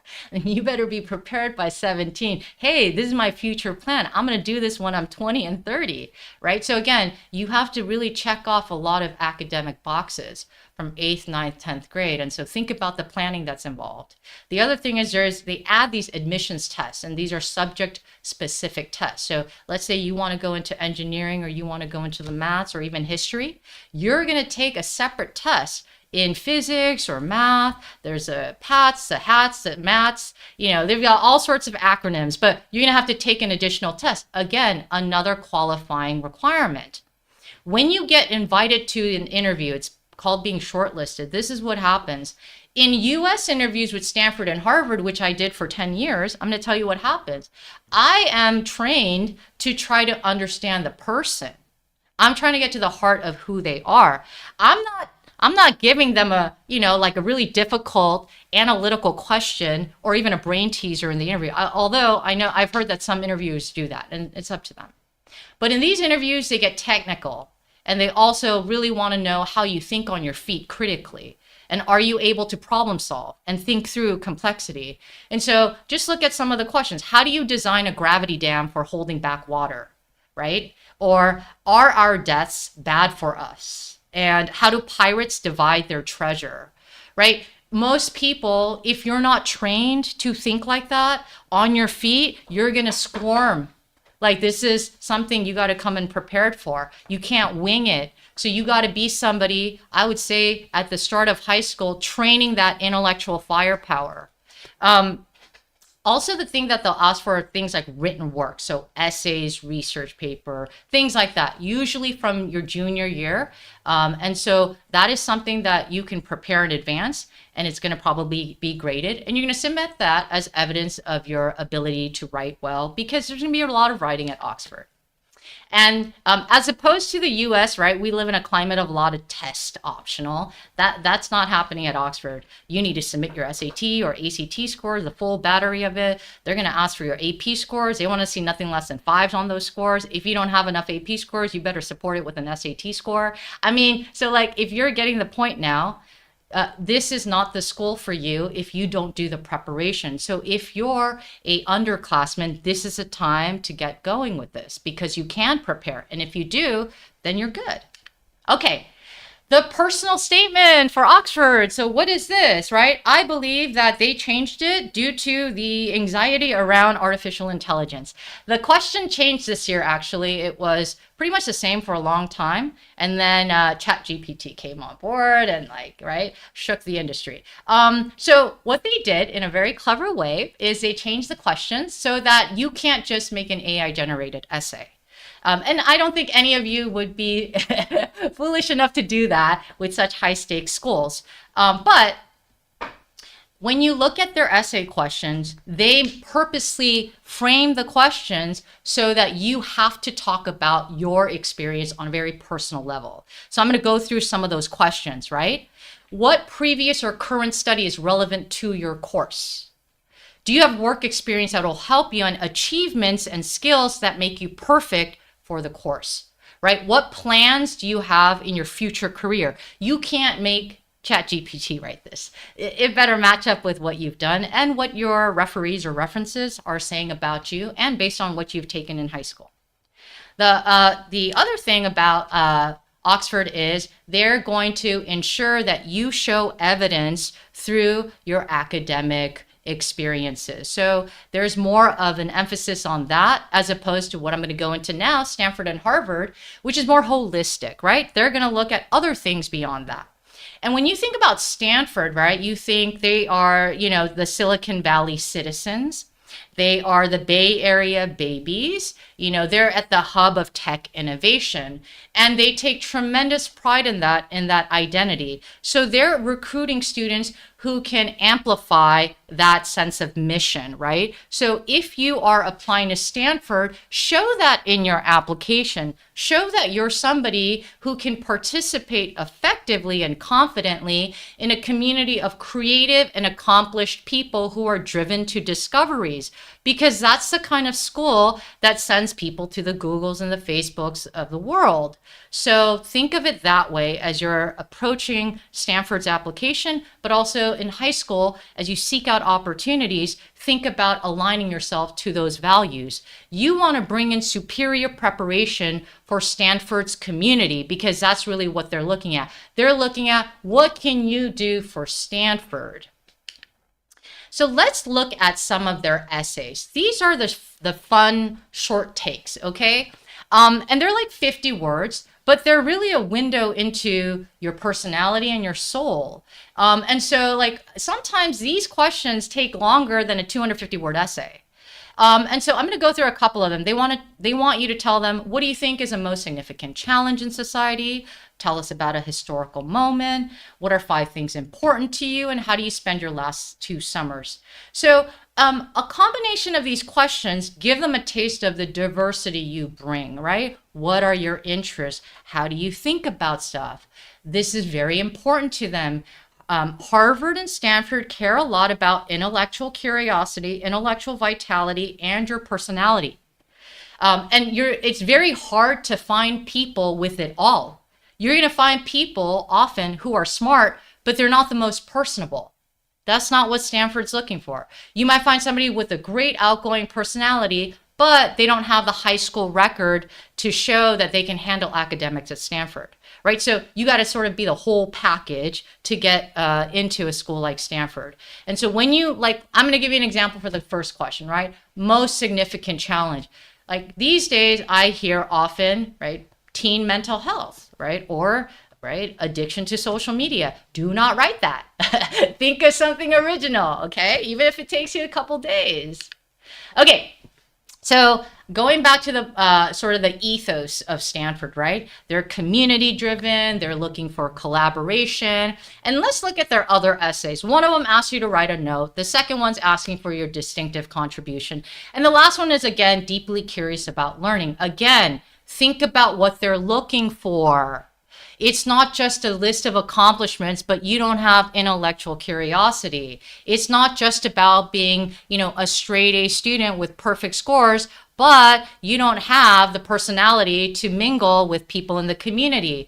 So when you look at these essays, you want to think at the forefront of your mind, how do I really show personable qualities? How do I show something original and unique in the way I think? So you do experiences to figure that out, because you're not going to figure it out just sitting in your room. You figure it out from the things you do to start to ask questions about the issues in the world, and then to cultivate and curate your own perspective. All right, my favorite, Harvard. Okay, I agree. So Harvard is very similar in sort of the evaluation emphasis, the personality, the intellectual curiosity, and vitality. But here's what's different about Harvard. They want to take a student with potential. They want to take somebody, and if you power Harvard behind them, how far could they go? That's what they care about. Why? Because they love the Harvard brand and the stamp all over the world. And they are doing everything possible in their mission to cultivate citizen and thought leaders and truth seekers. So their motto is Veritas. It's Latin for truth. And I actually experienced this myself. I was somebody who, and to this day, I do seek out truth. And I definitely think my learning and education at Harvard has compelled me to do more of that. And so what are the types of people who end up at Harvard, right? Or who get into Harvard, right? You're bold, you're courageous, you're a trailblazer, right? You think for yourself, you question status quo. Some people may find that annoying, especially parents. Some people might find that, right, disrespectful. But you do it in a respectful way, and you show intellectual humility. but it's got to be somebody who questions the way things are, and that's how you tap into improvements in society. If you just go with the flow and you don't think like a contrarian, then everything is going to stay the same all the time. And that's exactly what Harvard doesn't want. They want people who show evidence of really thinking for themselves. The other thing is I see a lot of ambiverts at Harvard. So what is that? You can be introverted, but also extroverted. So they're both good at it, right? They're good at both of them, right? I think to have high academic performance, you have to in some ways be good with being in, solitude and studying, and that's the introvert. But if you want to be a citizen leader and show impact, well, then you have to be gregarious and you got to be social. So that's where the ambivert comes in. I think overall, they're looking for people who bring some originality and something remarkable about them. They created a committee called the Intellectual Vitality Committee. Let me explain why this is so important. Because if you want to see the world move forward and make progress, you need deep thinkers, not people who just think superficially. You need people who enjoy sitting around and being contemplative and pensive and ask questions that other people aren't even thinking. So once you start asking those questions, and then if you have the follow through and the discipline to execute it, that's how you get innovation. That's how you make change. And that's the kind of institution Harvard is. So they're looking for evidence in high school of you being capable of doing that. And they really prize that because it's a kind of talent. Not everybody works on this talent. But if you do, then you can appeal to a school like Harvard because they're really looking for that. Not just straight A's, not just SAT and AP scores, but do you have intellectual depth and intellectual vitality? I'd say Stanford and Harvard both changed their essays also for this year in response to the affirmative action ruling. So in sort of a circuitous way of not thinking about race in the process, they're throwing in these questions where you can't talk about being African American or Hispanic or whatever underrepresented race that you are in these essays. And it's a clever way of trying to glean some more information about your background. But I would say, if you're listening right now, you're probably maybe of East Asian descent, most of you. If you're not, okay, but I'd say most of you might be of East Asian descent and Korean. This doesn't really apply to you. You need to draw into your experiences to figure out what is the diversity you bring because you don't have an ethnic diversity. So think about your life experiences and what you do throughout high school. And the last thing, I'm going to show you what roommates want to know about you. This is really important. People at Harvard, they're trying to look for people they love, they fall in love with. When I did interviewing for students, I fell in love with the students and I advocated for them. Be somebody people love because that's important, not just like, but love. Okay, so now you have all these insights. You know what kind of archetype you are. You know who you are. You know what your strengths and your weaknesses are. Take that knowledge and do something with it, okay? You need to take mindful steps wherever you are, 8th, 9th, 10th, 11th, or seniors, right? You need to think about how am I going to get to my goal with who I am and get the support along the way. It's natural for your motivation to flag. Life happens. It's okay. Just get back up. Some days you're going to only have 50% output. No problem. The people I see getting into Harvard, Stanford, and Oxford, it's not that they didn't have these problems. They did, but they just continue to power through, and that's the thing that you got to keep in mind. My final remarks, okay? Again, all you out there, including seniors, right? Keep this in mind. What you do with your time, 8th, 9th, 10th, 11th, and 12th, what are you doing with your experiences to shape your voice? Because that's what Harvard, Stanford's looking for. Right? What are you doing to shape your contributions, goals, and interests? Because that's what Oxford's looking for, right? Go get support because you're not perfect. I'm not perfect. I got support. We all need it. So think about where you can benefit from getting that support and you can get in. The other thing is keep in mind your reference points because that's internal and external. And that's going to drive your action day in and day out. And the last thing that I want to say is, look, you got to have discipline for anybody. I don't care how much of a prodigy you are, you still need discipline to get into these schools. And there is a prescription. It's a little complex, but there is a prescription. I shared it with you. So if you'd like to speak with any of us at Ivorywood, reach out. We are offering complimentary orientations, and we work with students at the early stage of high school all the way to seniors who are working on their college apps. Thank you so much. Thank you so much, Marie. That was such good information. Even I was taking notes. It was so interesting. I wanted to just do a couple of questions. We had a few questions through our chat, and then other people that had asked questions as well. You talked about Oxford. If I want to apply to Oxford and I'm already a junior in high school, so in 11th grade, is it too late for me to start planning that? Yeah. So no, it isn't. So make sure you've got the, let's say, the academic requirements in place. Go to their website. They're going to show you, break it down for you really clearly. Hey, if you're going to major in engineering, or if you're going to major in math, or even in public policy or philosophy, they will lay out for you, get these scores for us, get these SAT, APs, IB scores, whatever it is. So you have this year to do that. So it's not too late. And also, you still have this year and next summer to work on some work experiences, extracurriculars, supercurriculars. Those can go into your personal statement for Oxford. So it's not too late. You just need to get on it now. Yeah. Awesome. So yeah, whoever was out there, you have not lost hope. You can still do it. How do I prepare for Stanford and Harvard interviews? I feel like this is a question kind of across the board. A lot of students are concerned about the questions being asked, but just like wanting to be that person that's loved, right? So how do they prepare? What would Yeah, I think the interview tends to freak students out.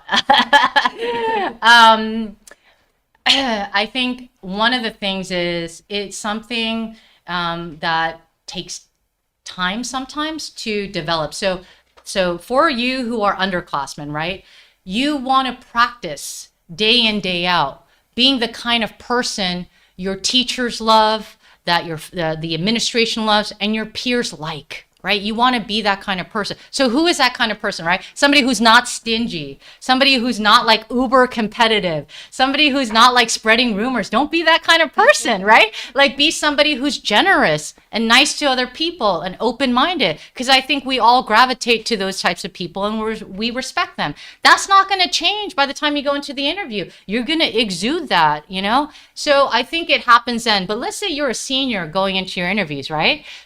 Prep. I would say, talk to somebody who can walk you through some interview questions, and then really in a targeted way. Hey, your response about what you said, like why you like, this particular class, let's say English, and you said, oh, it's because I got an A in it. Like that's the kind of stuff you want to filter out, right? You want to talk about, oh, I loved writing that Great Gatsby essay. I love like working on that project and then giving a presentation and helping out my classmates who are like really trying to understand the symbolism.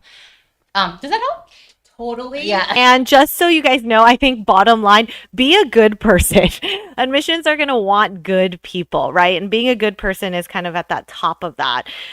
Okay. What is the most deciding factor to get into Harvard? Would you say? Well, okay. Let me get, past the foot in the door standard sort of criteria, right? Like you gotta have good grades, right? Pretty much. You gotta have a strong academic high school record, and yeah, you should have done some extracurriculars. But definitely, I'm gonna say this: it's the personality and the personal, and that's why they've been in this lawsuit for this whole time, because they're trying to recruit diverse student body, right? Because they're looking at that person, their background, those experiences that have shaped who they are as a person. And that's why they keep fighting for the diversity on their campus, because it's not just about your high school record. It's not just about your achievement. They're looking at the person. So let's say you bring a unique racial or ethnic background, or you don't, but you're a kind of person who's tremendously, right, like loved and respected by people. They want those. Why? Because those things don't really change, or they don't change. You can always work hard to get better grades. You can always do more activities. But the person is I think I'm pretty much the same person that I was when I was 10. That doesn't change very much. You can work on it. Absolutely. The experience can shape that. But you can have everything and you cannot be the right personality or person and you'll get denied. Awesome. And you just mentioned something about legal stuff. So I do want to ask a question. Harvard's in a lot of heat right now because of the legal things. I guess students and parents out there want to know, how does this impact Asian students in particular, right? Yeah, well, actually, if you've been following sort of the trend of admissions with Asians, since this has been front and center in the news over the last couple of years, I would definitely say it has impacted their admissions evaluation and outcomes. So they are slowly adding a couple more Asians. So it has been beneficial to you because they have been scrutinized in the public eye, and that has put a little bit of pressure on them to admit a couple more Asians. And so I'm going to say this. I think as far as I'm aware, they are still a university that prioritizes diversity of thought, vigorous inquiry, right? Diverse student body. And I'm a proponent of that too. I don't want to go to a school where it's a majority Asian. And it has nothing to do with being Asian per se. It's that I want to experience that diversity for myself in my learning experience. And I think for them as well, and I think that's why they put in those essays, because they're still trying to recruit a diverse student body in spite of what's going on in the news. Perfect answer. And then cutoffs, GPA cutoffs, SAT, ACT score cutoffs, what GPA would you recommend, or what SAT, ACT score would you recommend for students who are trying to apply for Harvard and Stanford? Yeah, I mean, the ones you see getting in, right? You can see 15, 20s, right? 35s getting in. And then, they got a bunch of APs and GPA, right? Pretty much mostly for 4 years, or at that point, it's 3 years and a semester. If they do early, it's 3 years. You kind of have a flawless record. It might not be impeccable, but maybe a couple, maybe a B or two, but you try to want to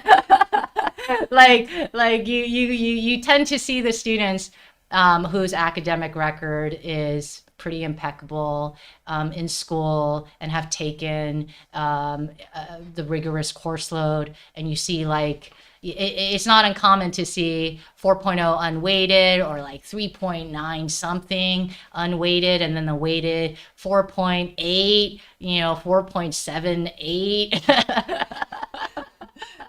So again, I'm just saying you sort of have to hit all the mark. Yeah. You just got to be the whole package. Yeah. So pretty high is pretty much what Marie's saying.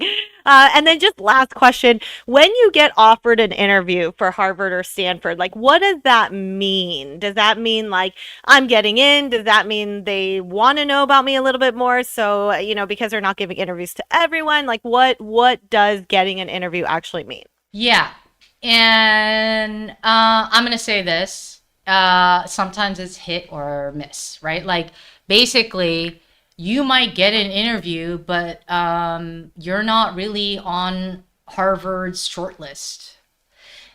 And I know that's a little disappointing to hear, because you're thinking, then why would they interview me, right? Why are they taking that extra job? Well, because the interview is contingent on factors that are sometimes beyond the admissions control. So depending on your location and the availability of people to interview you, you might be in a place where there are more people who can interview more students, so you get the interview. But that's not a signal that you're on their short list. But I will definitely say this. If Harvard is serious about you, they will even go after a second interview to really know you. So I know how important it is. Because again, Jenny asked, what's really important? It's the personality, it's the personal stuff. Because they want to recruit people who are going to be that person as long as possible, right? And that's why the interviews are a way for somebody who's been to Harvard or an admissions representative to sit down and really get a feel for that individual. So yeah, it could be a good sign, but it's definitely not gonna assure, you have a high chance of getting it. Nothing like that. And Stanford doesn't even you don't even have to do an interview. Sometimes you can get into Stanford. Awesome. Thank you so much, Marie. That was so helpful. I'm sure all of you who are thinking about these top tier universities, Stanford, Harvard, Oxford, even people who are trying to go to schools outside of the United States, I'm sure this was incredibly helpful for you guys. So we're going to go right into the final raffle. We have a lot of people we're choosing this time, so we are going to go quite quickly. So we're going to do 11 people for $20. Last person will be $250. Okay, so here is our first winner, Teresa Park 5145 at gmail.com. Teresa Park 5145 at gmail.com. Second winner, please. Here we go. G1.king1202 at gmail.com. G1.king1202 at gmail.com. Congratulations. Third winner. Let's see. JY Lee 051214 at gmail.com. JY Lee 051214 at gmail.com. Next winner. Oh my gosh, this is going so quickly.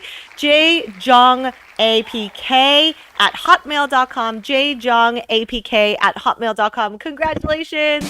Next winner, our fifth one is SUA 0083 at hotmail.com. SUA 0083 at hotmail.com. Congratulations. $20 goes to you. Sixth winner, Ping 7012269. Ping 7012269 at gmail.com. Congratulations. And seventh winner, xblue21 at hotmail.com. xblue21 at hotmail.com. Congratulations. Eighth winner, we're doing all of it, cloud1130 at yahoo.com. cloud1130 at yahoo.com. Let's go to our ninth winner. So many winners. YON Hong2 at gmail.com. Yon Hong2 at gmail.com. Congratulations. Our 10th winner is HADYEH628 at gmail.com. Hadyet628 at gmail.com. Congratulations. And our last $20 winner goes to LAXKKAK at gmail.com. LAXKKAK at gmail.com. Okay, guys, this is the moment you've been waiting for. Our final $250 winner for the entire expo. $250. Who's it gonna be? Let's go. Drum roll. Let's see. JI_YS at yahoo.com. JY_YS at yahoo.com. Congratulations. Like I told you guys from the beginning, you do not need to do anything about this. The Korea Times will contact you to let you know that you have these gift cards that you will be redeeming. So congratulations to all of our winners. And with that, I am going to close out. Thank you all to our speakers and our sponsors for making this year's Korea Times College Expo happen. If you missed any of our seminars today, a lot of you were asking on the chat box, is this recorded? Yes, you can come on to koreatimes.com/webinar to view the recorded version. I'd like to thank our special sponsors, Bank of Hope and Nongshim, and our main sponsor, Admission Masters. I'd also like to thank Ivorywood, AGM Institute, A1 College Prep, the law offices of Kyunghee Lee, Pava World, Hwarang Youth Foundation, Foundation for Korean Language and Culture for supporting this year's event. And thank you to all of you guys who have been here with us today. Hopefully you got a ton of really good information. I know I did. I hope today was really helpful in helping you prepare for college admissions and to become successful college applicants. And with that, this concludes the 14th Korea Times College Expo. Thank you for joining us today and have a wonderful start to your school year. Goodbye, everyone. Hope. It dreams big, like really, really big. Hope sees potential when others don't. Whoa! And it can see the future. Hope is the boss of its money. But it knows what really matters. Hope is day one. Hope is everywhere you look. At Bank of Hope, we have the tools, guidance, and you got it, hope for whatever you want to achieve. So come in. Welcome to Bank of Hope.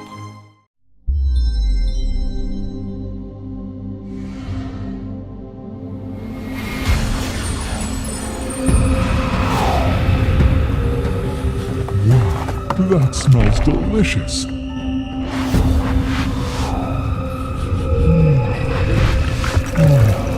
Fantastic.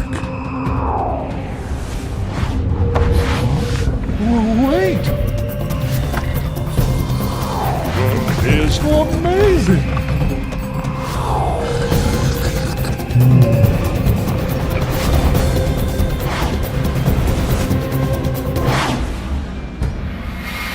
Hey, you want a shin? Nom shim shin ramen.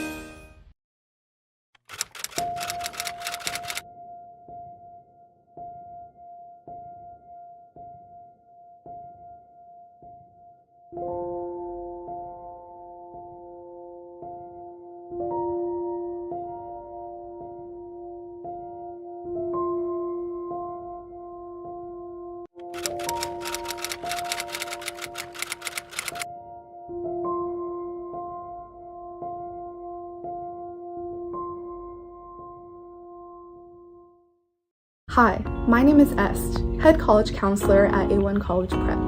Just as college admissions committees in the US utilize a holistic, comprehensive review process to evaluate student applications, at A1 College Prep we guide students using an individualized, multifaceted approach. Currently, we're offering a scholarship opportunity for eligible students for up to $5,000. Please reach out to us here for any inquiries and to learn more about this scholarship program.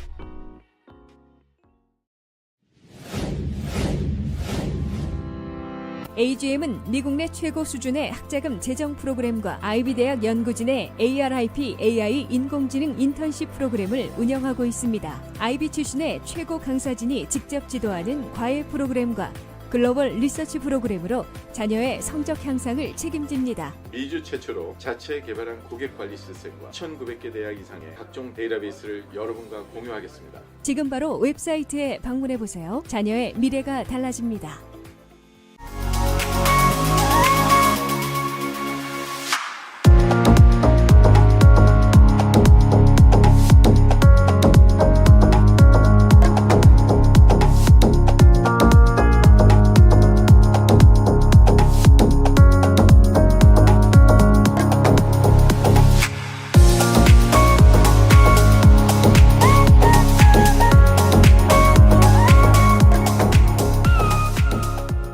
전문적인 리서치와 차별화된 접근 방법, 이경희 이민법 변호사, 투자이민의 EB5의 풍부한 경험에 이경희 변호사와 체계화된 멘토 시스템으로 철저히 교육받은 직원들이 여러분의 이민법 케이스를 도와드립니다.